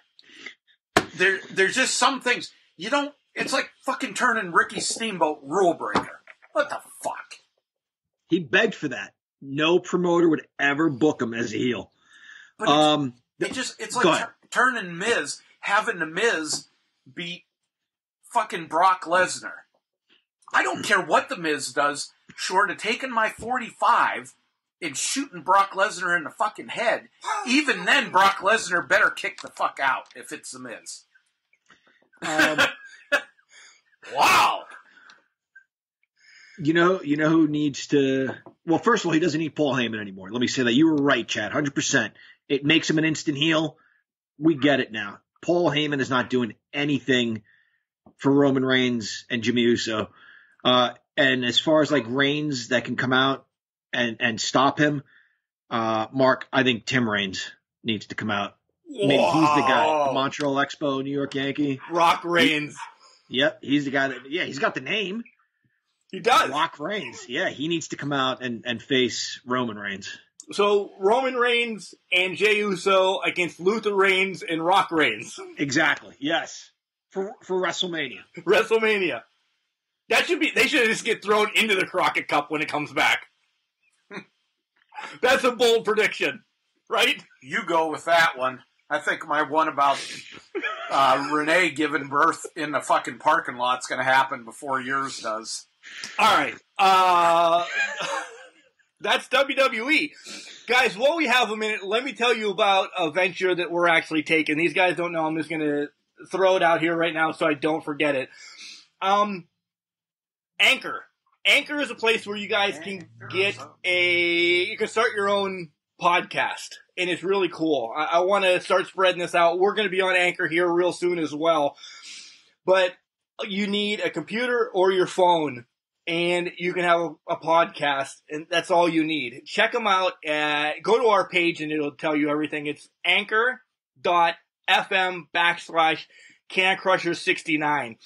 And the cool thing is, guys, one of the things that we will be doing, you're going to be able to drop us voice messages. So when we do Ask Can Crushers, you can submit your question there, and then possibly we'll grab some of them and actually throw them on air and answer them that way. So you'll be able to be on Can Crushers, which is really cool. Keep it to about 10, 15 seconds to get on air. And I'm going to tell you guys right now, because I know there's Jason Dixons out there in the world that are going to curse us and swear at us and be complete assholes. Jock Sampson. You're not going to make the show if you're going to come on and just be vulgar and inconsiderate. We're vulgar and inconsiderate enough. So you don't need... Yeah, we got that covered. Yeah. Don't be that way. But here in the near future, when we do an Ask Can Crushers, I want you guys to step on Anchor and do some of that. So again, it's anchor.fm/CanCrusher69. Boom. And you're going to see more of us doing some cool things on Anchor. We'll still be on all the other ones, Spotify, iHeartRadio, Google, Alexa, oh my God, Buzzsprout, all those. We're still going to be there, but we're going to shift some of our main features kind of towards Anchor and get you guys more involved. So I'm pretty pumped about that. And it's really an easy way. John, I'm going to spill the beans a little bit. I sat down before we started recording. Kids can even jump on. And I love and respect your daughter, John. You know that. if it's a project that they want to do or something in school, you don't need anything. You really don't. You need a phone, and then you can record, or you need a laptop. You don't have to have all the glitz and glamours that we have here. Like our $1 million studio here. Right. The $1 million dollar studio that we have. So check out anchor.fm/Can Crushers. And yeah. All right. When we come back. My daughter's 14, just to your point, Mark. Right. And she's putting together a podcast, and you were kind enough to talk to her and tell her all about that. It breaks down the analytics and everything. It's really cool. Yeah. It's simple. John could even use it. Imagine that. I wouldn't go that far. You're right. Cheryl would have to help. Yes. All right. When we come back, we're going to have Love 'Em We Got 'Em. But first, we're going to have Chad's new thing, how us three are going to fix the WWE. This is the heir apparent Chris LaRusso, and you're listening to the Can Crushers podcast. And welcome back, Can Crushers. It's the Guru. I'm with Mark, who belched, and it smells like Maker's Mark. Maker's Mark. We have John in his luxurious moat-surrounded castle. So, guys, we're gonna start something new this week. New year. We're gonna own WWE. We're gonna redo WWE to try to make wrestling good again. So I don't need my notes for this, is what you're telling me. Well, you need your notes for everything. You need your notes to go to the damn bathroom. This is bullshit, first of all. Let me tell you. All right? We always say what we're going to do and everything. John knew he had to do predictions last week. And Chad, you mentioned we're going to do this and everything. And you tell both of us, legit, an hour before, I thought, well, we're going to probably have to scrap this and move it to next week. So we didn't talk about it all week. It was your baby. All of a sudden, you come fucking walking in with 3 pieces of paper and, like, shit written out for the WWE for the next year. We get this half-assed text, I guess I forgot to pass this along. This is what I'm going to do. Okay. He's full of shit on multiple angles. It was more than an hour and a half, and it's 2 pieces of paper. So, in the spirit of fairness, what we will do, we will just changes. Booking committee, maybe changes to TV, pay-per-views. And then, after this, since the Royal Rumble's coming up, Keela Cash is going to be on the show. We will collaborate on matches. She's going to love this. We will all collaborate on matches. We'll draw a straw. Mark gets I want this match to happen. Okay? You won't be able to use the same wrestler twice on the same card. Which we do all the time anyway. Unless it's a Von Erichs. Yeah. So, then we'll wrestle every right match. now, this is just kind of, that Saudi prince came through with $100 billion. He said he wanted to wire me. I bought WWE.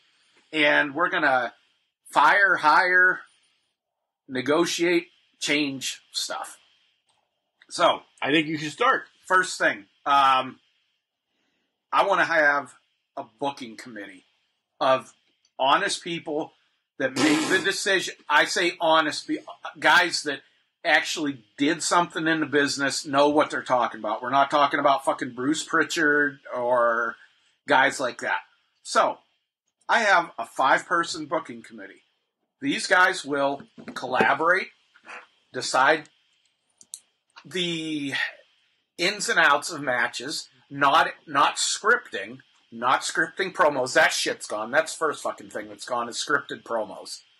You're going to have your Raw GM, which is another one, will actually be useful.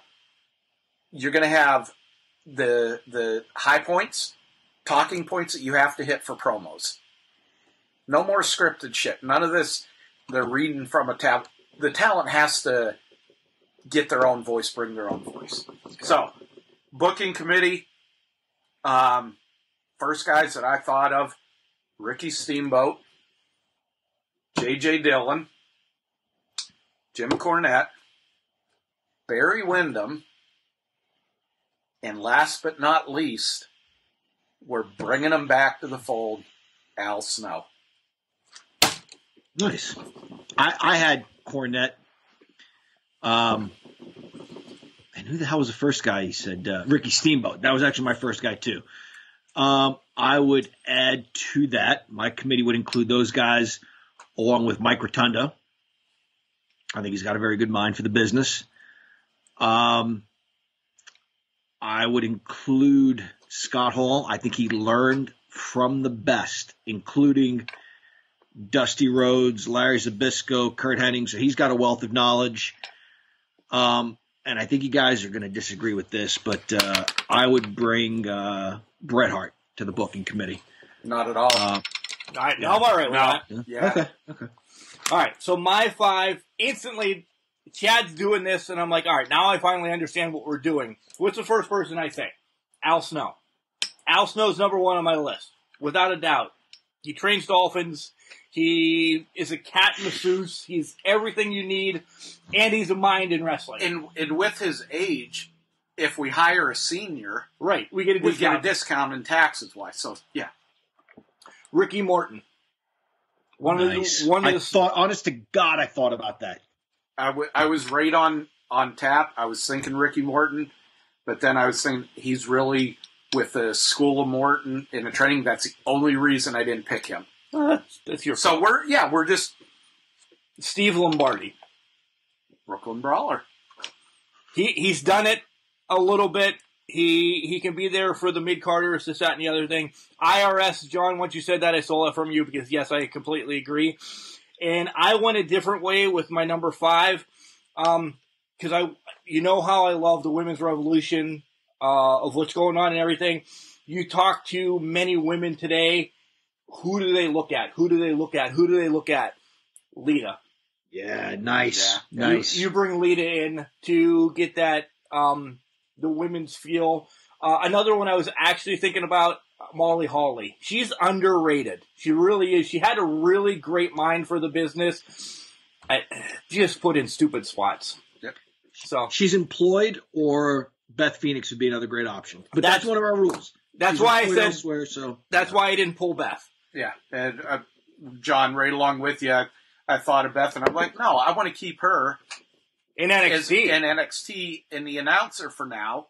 We're not there yet, though. She's we're not there, but she's so good right there, right now. Okay, a real quick one, Raw GM, Raw and SmackDown GM. This is going to be a very. Is it for both or separate? Because separate, one for each of them. Okay. This is going to actually be somebody. Okay, the booking committee. This is what we're going to have this week. They hand the shit down to the Raw GM, and okay, they make appearances every so often. Not like fucking Stephanie and Triple H and Vince, but like Adam Pearce type appearances. I don't like Adam Pearce's appearances. He's on every week anymore. I don't need him every week. But somebody like that's not a main part of the show. So, Raw GM, I'm sticking with Adam Pearce because I know his background in Ring of Honor. The SmackDown GM, Nigel McGuinness. Mark, we're doing the same thing. We're looking around our rooms. I'm looking at action figures. You're looking at autographs. No, I know mine. Go ahead, John. Okay. My Raw GM. He is absolutely not going to give up life in Hawaii to come do this shit. But in my fantasy, Raw GM is Kevin Von Erich. Wow. Like you, Mark. I'm looking around my room right now. All right. But that's not bad. No, I like a bad pick, and you don't know. Maybe he would come back for something like this for the right amount of money, especially with his kids being more active. Maybe. Yeah. So that was we did Raw first. Did you do both of them? Yeah, I just named them. Yeah. All right, you got to do SmackDown first. All right. This makes perfect sense. They're going to be competing shows, right? They both want to be the best. That was a thing for a while where they tried to outdo each other. Who better to put as the SmackDown GM than Michael Pretty Sexy Hayes? Oh, wow. That would be nice. Yeah. He's got, I I like that one. Yeah, I like that. Imagine Survivor Series then sending their respective teams after each other. Mine are a little bit different. And my Raw one, since I don't care what happens, I'm still going to stick with this kind of WWE mentality a little bit with us even. Raw's always going to be a flagship to us. So the money, the everything, the $1 Million Man. $1 Million Man. Nice spot off every once in a while.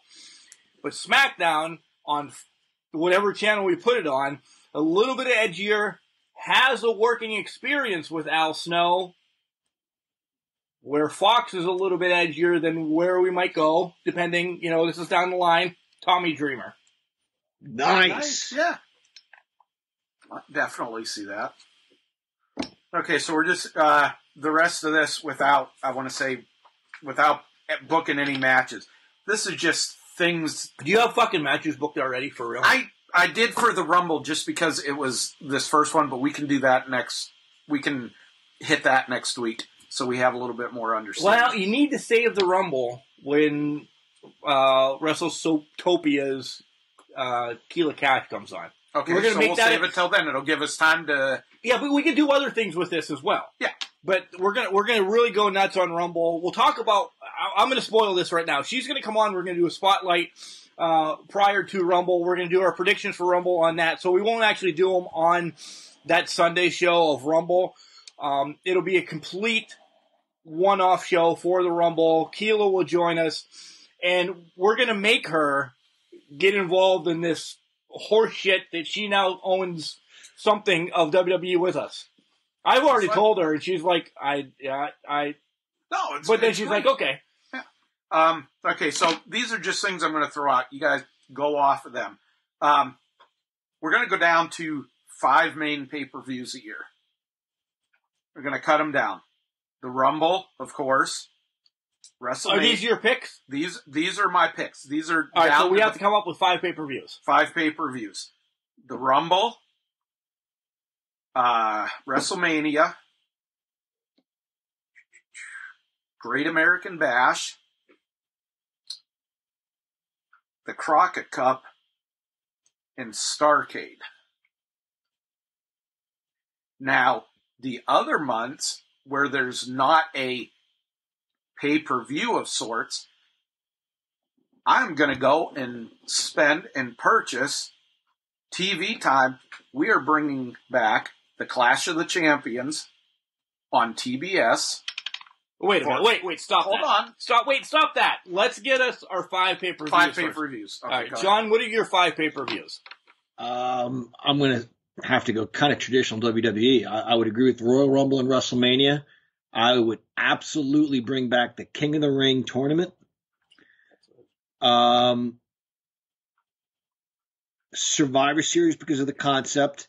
But the real Survivor Series. Yeah, the real Survivor Series. And instead of SummerSlam, I could live with a similar concept, like Chad said, the Great American Bash. I'm very generic on this because the 4 main means so much to me. Rumble, Mania, SummerSlam, and Survivor Series, and then I piggyback the King of the Ring. I love the pick of the Crockett Cup, but I think where you're going next is where I will probably throw the Crockett Cup in. Okay. So the other months where there's not the big pay-per-views, we're going to bring back Clash of Champions. So wait, so we have to come up with... Now, hold on. 5. Clash of Champions and rotating. 1 month it'll be Clash. The next month, Saturday night's main event. 2-hour live show. So we have to come up with 1, 2... Well, 7? 7. Yeah, 7. Sorry. Oh. We have to come up with 7, and they will rotate. 1 month it'll be one, the next month it'll be the other. And this is... Well, I'm going to go a different way. But, all right, John, I understand. I completely understand what you're saying. I do. And it's nothing against... All right, go ahead. Because I just know mine. So I like the idea of competition in the tournament style competition in the other months. So I'm with Mark as far as the Crockett Cup. I would bring back, what the hell was it? It was held in December. I know I talked about this last year at some point, the round robin tournament with like the Road Warriors, Doom, the Samoan SWAT team, and somebody else, I can't remember who the hell else it was, but there were 4 teams and they all fight each other, and then whoever has the most points at the end. That idea. Yeah, whatever the hell WCW called that, I would bring that back. I'll agree with Saturday night's main event. I would do something like that. Wrestling Classic, I would bring that back. I'd want to see, even though we're going to be doing the King of the Ring, I would bring back the Wrestling Classic tournament. I would do something like what IWC does, like the Pittsburgh Pro Wrestling Classic, where we would bring in maybe some talent from other organizations. I don't know how many that is, but enough. Yeah. I'm not on that level with you guys. I am one that said, I think you only, I want to be a minimalistic in this whole realm that we're creating. 5 major pay-per-views, and then sprinkle 3 things in to take care of, 8 months out of the year. I like the buffer between Rumble to Mania. I don't want a generic Elimination Chamber in there. There can be a great month. Remember when we were kids that it built up for months? That's where I was going with Clash and Saturday night's main event, because if you remember, those always they always built to the big cards. That's where these shows where I was thinking with these shows is this is okay. We don't want to have something you have to pay to be on a WWE network or $50 on Dish or DirecTV. This is going to go. Clash is going to go back on TBS. But all right, you had your point. I'm saying that I want like the one-off type of deal things that I don't want to have anything in between Rumble and Mania. And then Mania to SummerSlam, you do have 4 or 5 months. That's where I'll throw in.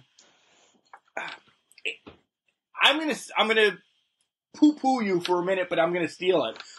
NWA is not closed, so they still have the Crockett Cup yet. But whatever. I'm gonna bring back some form of the Crockett Cup. That's gonna be in between Mania and SummerSlam. Something in between SummerSlam and Survivor Series. I'm generic. I like the In Your Houses. It's not a major pay-per-view, but it's just something to whet your taste buds. So I like the In Your House. And then there's still a lot of people that love the Extreme thing. I'm probably one of the ones that like it. John is going to... I'm not going CZW or some of the shit that we watched 2 weeks ago on IWTV, but I'm not going hardcore title things. I want to do where Tommy Dreamer is right now with his House of Hardcore. You'll have Jerry Lynn against Too Cold Scorpio, which is a great technical match. You'll have matches like that, but then your main event is blood, guts, and gore. So, or like something like a Halloween Havoc. Yeah.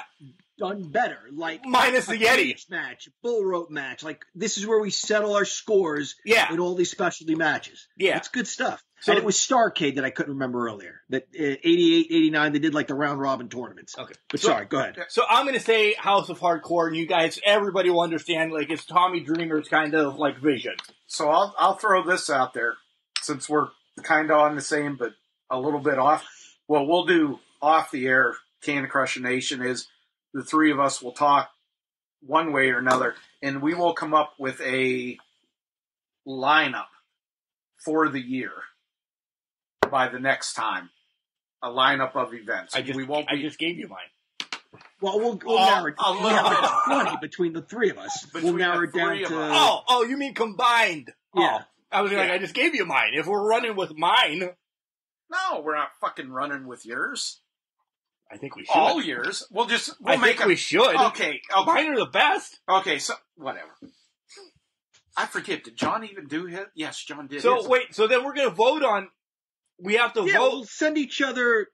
Oh my God! All of our ideas, and then we'll vote on it. This will be kind of easy. There's some that we're going to have to give. Between the three of us, nothing is easy. We'll So just we pull a fucking number out. Okay. So wait, then we're voting on all our bookers then too. Like two of the three, I'm going to throw John under the bus. Two of the three of us have Al Snow. So Al Snow is one of our bookers. Yeah, we can do that. Yeah, we can do the same thing. All right. Well, off air, we'll all make our. We'll bring it all to the table. This will happen an hour before next week's pay per view. We'll throw Great it Can out. Crushers. We'll get the email out and options and Sure all we that. will. Okay, so shut up. So Clash is going back on TBS if it happens. We're gonna go. Oh, we're picking TV stations now. We're gonna go on. We're gonna go back to the networks as we remember it. That's my thought. Main event, whatever, back on its channel. So we can go to any channel, is what you're telling us. Yep. Again, we'll iron spend our the money. ideas out and we'll do it. Whatever. Hey, that Prince gave me $100 million. We can buy whatever the fuck we want. Why don't we Or create our $100 own million. channel like 1001? Okay. Whatever. If that's your vote, then we'll do that. All right. Oh my God. Okay. I would add a Saturday morning show. Old school, 9, 10 a.m. on a Saturday. John was recap. right with me on the next thing. Raw and SmackDown Live each have their own house show 2 days after their taping. So one would be on Wednesday, one would be on Sunday. We'll have our house shows. Now hold on. Now you fucking made me forget what the hell I was going to say. We're going to cut Raw down to 2 hours. Deal.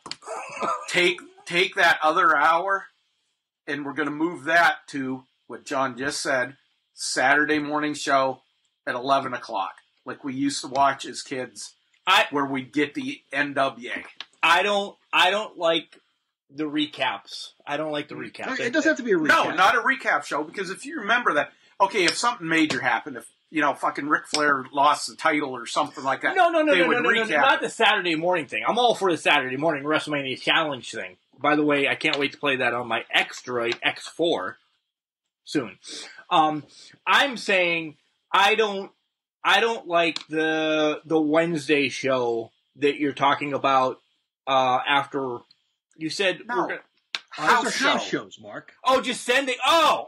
I thought you meant they were going to be on like the in network State or College or wherever. That's how they're. Yeah. We're bringing house shows back.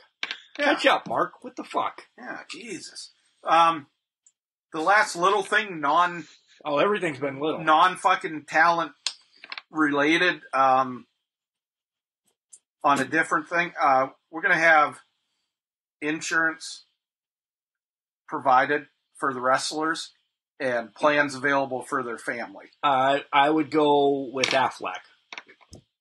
Whatever, we'll get the Aflac will cover everybody. Because I like UPMC because that's us around here. But I'm saying, but Aflac will probably cover everybody. Yes, WWE, takes care of people for the most part when they get injured and stuff like that. Do they though?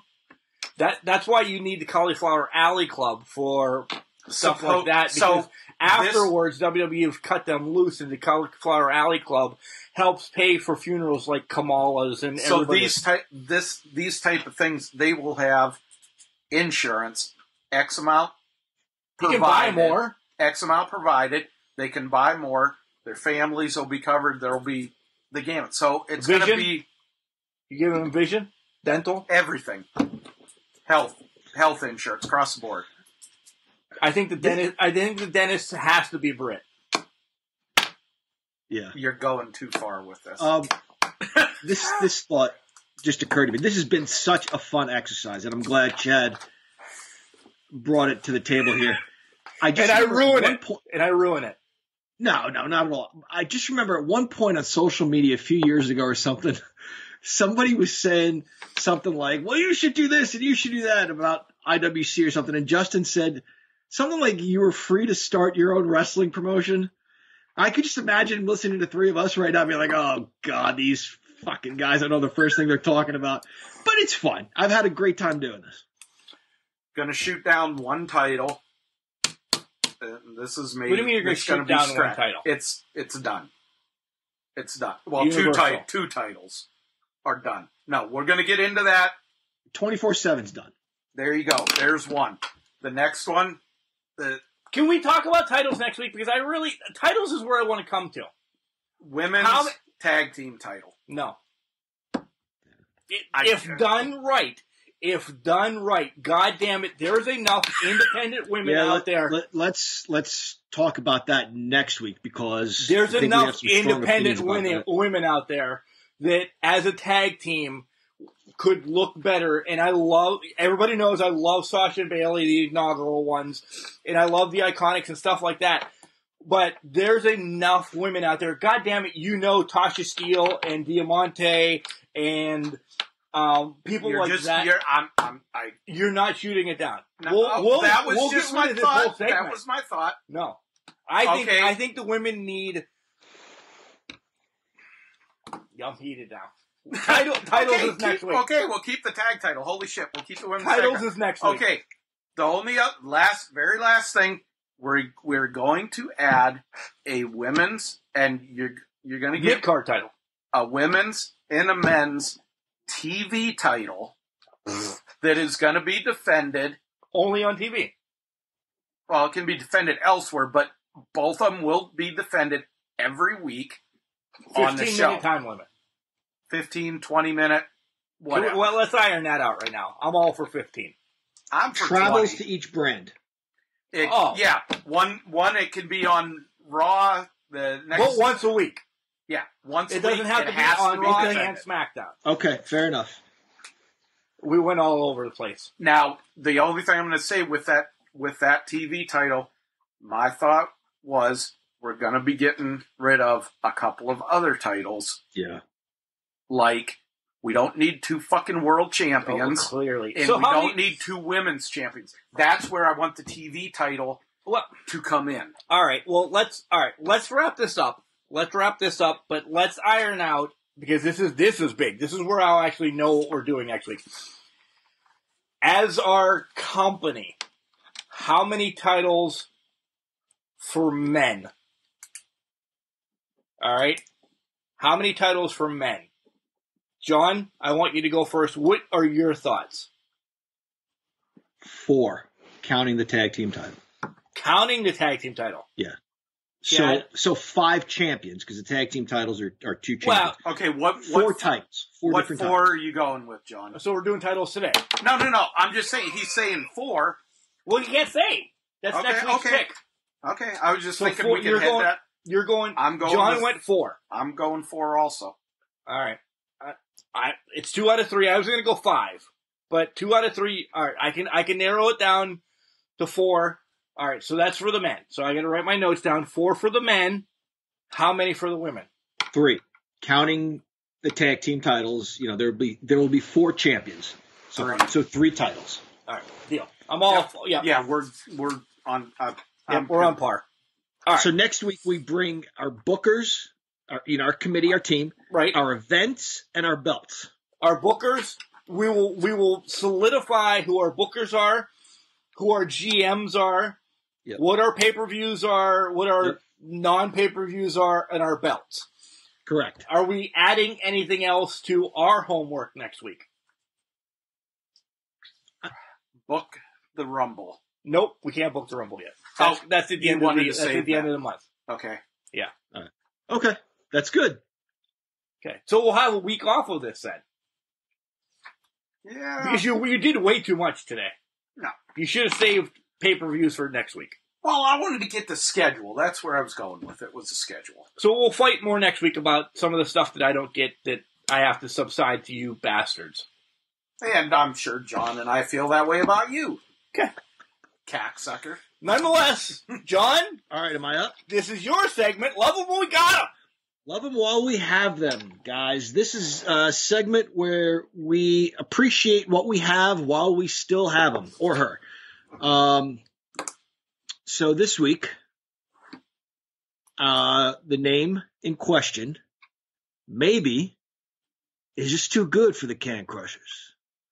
Maybe he just too bad for the Can Crushers. Or maybe he just too magnificent for the Can Crushers. Magnificent Muraco. Go ahead, Chad. You go first, Mark. It's your show. It is my show. Thank you fucking for finally recognizing that. Mayor's Mark's kicking me in the ass right now, by the way. Third segment's always the best on our show, especially with this Raw and us buying WWE. This is going to be a shit show the rest of the year. Season 5. Make sure you subscribe. I love the Magnificent Muraco. I think he was underrated. I really do. Underrated. I think he should have had a couple title reigns. I think he did his job, though, is what I'm saying. Like, he did what he needed to do. John's going to crush me in this. He did what he needed to do, but he wasn't excelled, or he wasn't pushed enough to be where he was. The downfall is anything I think of Magnificent Muraco, and you guys are both going to jump on me, and he took the Superfly Splash. That's always one of the things I remember. But that was kind of like his downfall of doing everything. I don't know much bad about him. You could bury me on it later. I really don't know. I just think he was a great worker. He was a huge cog to the WWF when he was there. And that's where I remember him more so. And underrated. Chad? Yeah. He was somebody that you could put in with anybody. And I'm not going to talk when he was a good guy, because I think he was one of these guys that should have always been a heel. But whether it's you could put him in with a technical guy, a Ricky Steamboat, or a brawler, and he could have a good to great match with anybody. Nothing against Jimmy Snuka, but he fucking made Jimmy Snuka taking that and helped propel Jimmy Snuka up into his program for the title and everything like that, for the heavyweight title. And the only odd thing that I know about him is he is really good as far as giving back to the public, taking care of those less fortunate. I was not aware of that, Chad. That's good information. I was not aware of his charitable work. Before I get to my stuff, Mark, wasn't he one of the early ECW champions? Or at least one of the early guys on the roster, right? Like, he and Snuka rekindled their feud a little bit in ECW? I don't... Like, after Douglas went in or are you talking like about... early 90s, 92? Are you talking about Eastern Championship Wrestling Extreme Championship? Eastern Championship Wrestling. I don't remember shit about Eastern Championship Wrestling. I remember when Shane Douglas was ECW champion. I think he rekindled some old programs with Superfly and Tito Santana. You guys talked about the steel cage match with Snuka. Muraco had a couple of intercontinental title runs. Mark, you said title run, but I know you mean a world championship run. Right. He was someone I saw that could have legitimately beaten Hulk Hogan. I think you could have paired Muraco with anybody. I honestly think, and he teased this on an episode of The Body Shop when he was running it for Jesse Ventura while Ventura was filming something with Schwarzenegger. Predator. Probably, yeah, Predator.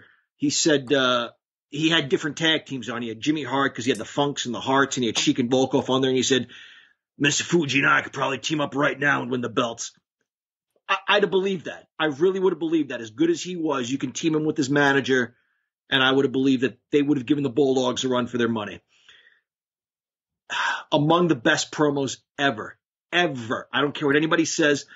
The guy ate a box of donuts during a promo, and it's one of the most brilliant things I've ever seen. You've eaten 3 or 4 plates of food on our show, so... Exactly. He ate a meatball sandwich out of during cups. another match. No, but he had a cup of Coke. He had a cup of Coca-Cola that he set on the ring post. He offered the referee some. The guy was brilliant. Brilliant psychology. Very good in the ring. Was a top name anywhere he went. And on a side note, maybe I shouldn't say this, but for me, he's a guy I would want as a lifelong friend, because while he and Snuka portrayed mortal enemies, and I saw one of their matches live, and the heat was crazy. People just, they wanted Snuka to win so badly, and they hated Morocco so much that as a fan sitting there, we all felt it. We were feeding off of each other. But I guess in real life, they were good friends. And we all know Snuka's story, what happened, what didn't happen. Right or wrong, Morocco was a friend by his side through all of it. I guess maybe picked him up when he bailed him out, or somebody bailed him out. Morocco went and picked him up, whether that's true or not. But in any event, he won't talk about it. I've seen shoots with Morocco where they want to talk about it. He's like, oh, yeah, well, and he changes the subject. My point is, that's a guy you want on your side when things go down. So for all those reasons, cheers to being here. Cheers to being here. Shout out. Well, he was a two-time Eastern Championship Wrestling heavyweight champion. And I just got to throw this out. He was the first chant that I remember everybody fucking getting on his case in WWE. Beach bum. Beach bum. Yep. John, can I ask you, because recently we've been kind of how we can screw each other over on saying good things about everybody. Is there bad about Morocco that we don't know? Did he kill Soup last week or something? No, not to my knowledge. I don't know anything bad about him. The worst thing that I think I know is what I mentioned, that he was friends with Snuka. Stuff. All right. Yeah.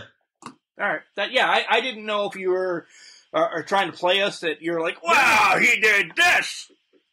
No, I'm throwing softballs. You are. Yeah. Well, it's Chad next week, and he's not taking the easy way out like Soup, and fucking who's gonna win the title this year? Love what we have on Magnum TA. Oh, Soup. Well, come on now. Yeah, something like that, right? I think next week I'm going to say Soup, so I can really screw you guys over. Oh, come on. It's my cousin. I mean, as much as he's a dickbag, there's so much that I love about him. Right? Yeah, that's your problem, not mine. Yeah, but you have to mention something nice about him, besides his sister.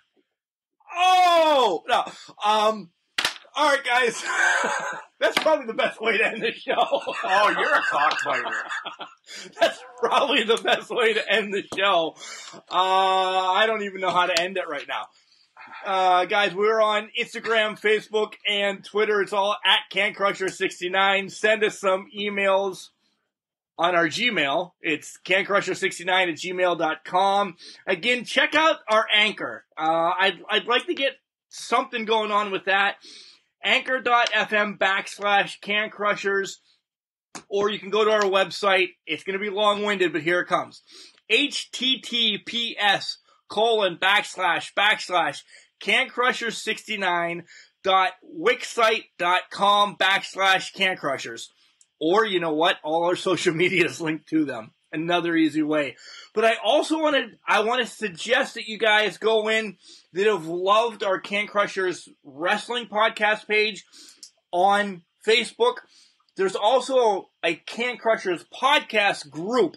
That's where you guys can intermingle and kind of post more. I know some of you guys do post on our, air quotes, that I haven't done in a while, business one. But the group is where you guys can just post random this, that, or the other thing. I'm trying to invite all of you over that's on Facebook over to that one as well, just to keep more activity going on in this what and that what, but I don't know. Do you guys have anything else? What is on your plans for the next week, John? For the next week, my gym's reopening, so I'm anxious to get back to working out a little bit. Are you on the 4th you're open? Yeah. Nice. What are you doing? I'll probably go back Tuesday, the 5th. Oh, is he getting right into it? Ouch, son of a bitch, the dog just bit me in the toe. That's what you get, bastard. What do you got? I got nothing. Just looking forward to getting in some of the wrestling memorabilia that I've ordered this week, and probably do a review at some point. We talked about the Shooting Straight series, Jim Cornette and Ring of Honor. I've got that. I've watched 2 of them so far. Am I going to get to watch it before we do? Yeah. I'm just saying that these are just great, guys. I'll just leave it at that before we do a good review. Bill Watts. I watched the Bruno Sammartino one this week. Just absolutely great. Jim Cornette behaved himself with Bruno. Didn't swear one fucking time. And you had to swear for him. I had to swear for him during that. And guys, we're also going to, just to let you know, coming up on season 5, we have something for John to watch here in the near future. We're going to give him the passwords and so on and so forth to watch an event on IWTV. Chad and I have not picked it out yet. So it's going to be something that we'll pick out midweek. Make John watch it once we tell him what it is on the show and get his reactions of an indie card that he has not seen anybody. We'll just leave it at that, right? And there's some good talent that are in some of these that we've watched. There's some great talent. Atticus Cougars on there. Oh, yeah. I think we go right to the one. I love the Ming one already that I watched. Yeah. I think at least you'll know that Ming's involved into it, so you'll know where it's going from there. Some people from Pittsburgh are involved, like you said, Atticus Cougar, G. Raver. So he's heard some of these names at least. John, just know before. I have nothing to do with this one other than laugh and know you're going to love it, buddy. You will love what we're setting you up for. All right. I look forward to it. So, all right, guys. Another great show. I love both of you. I love Can Crusher Nation, and that's the way I'm going to sign off all year because I might not know you personally, but no, I love you for what you do for Can Crushers, and if I'm the only one that tells you I love you today, know that I do love you. Reach out to me if you need anything because the world is a rough place. But remember, John, just because you're trash, it doesn't mean you can't do great things. It's called a garbage can, not a garbage cannot.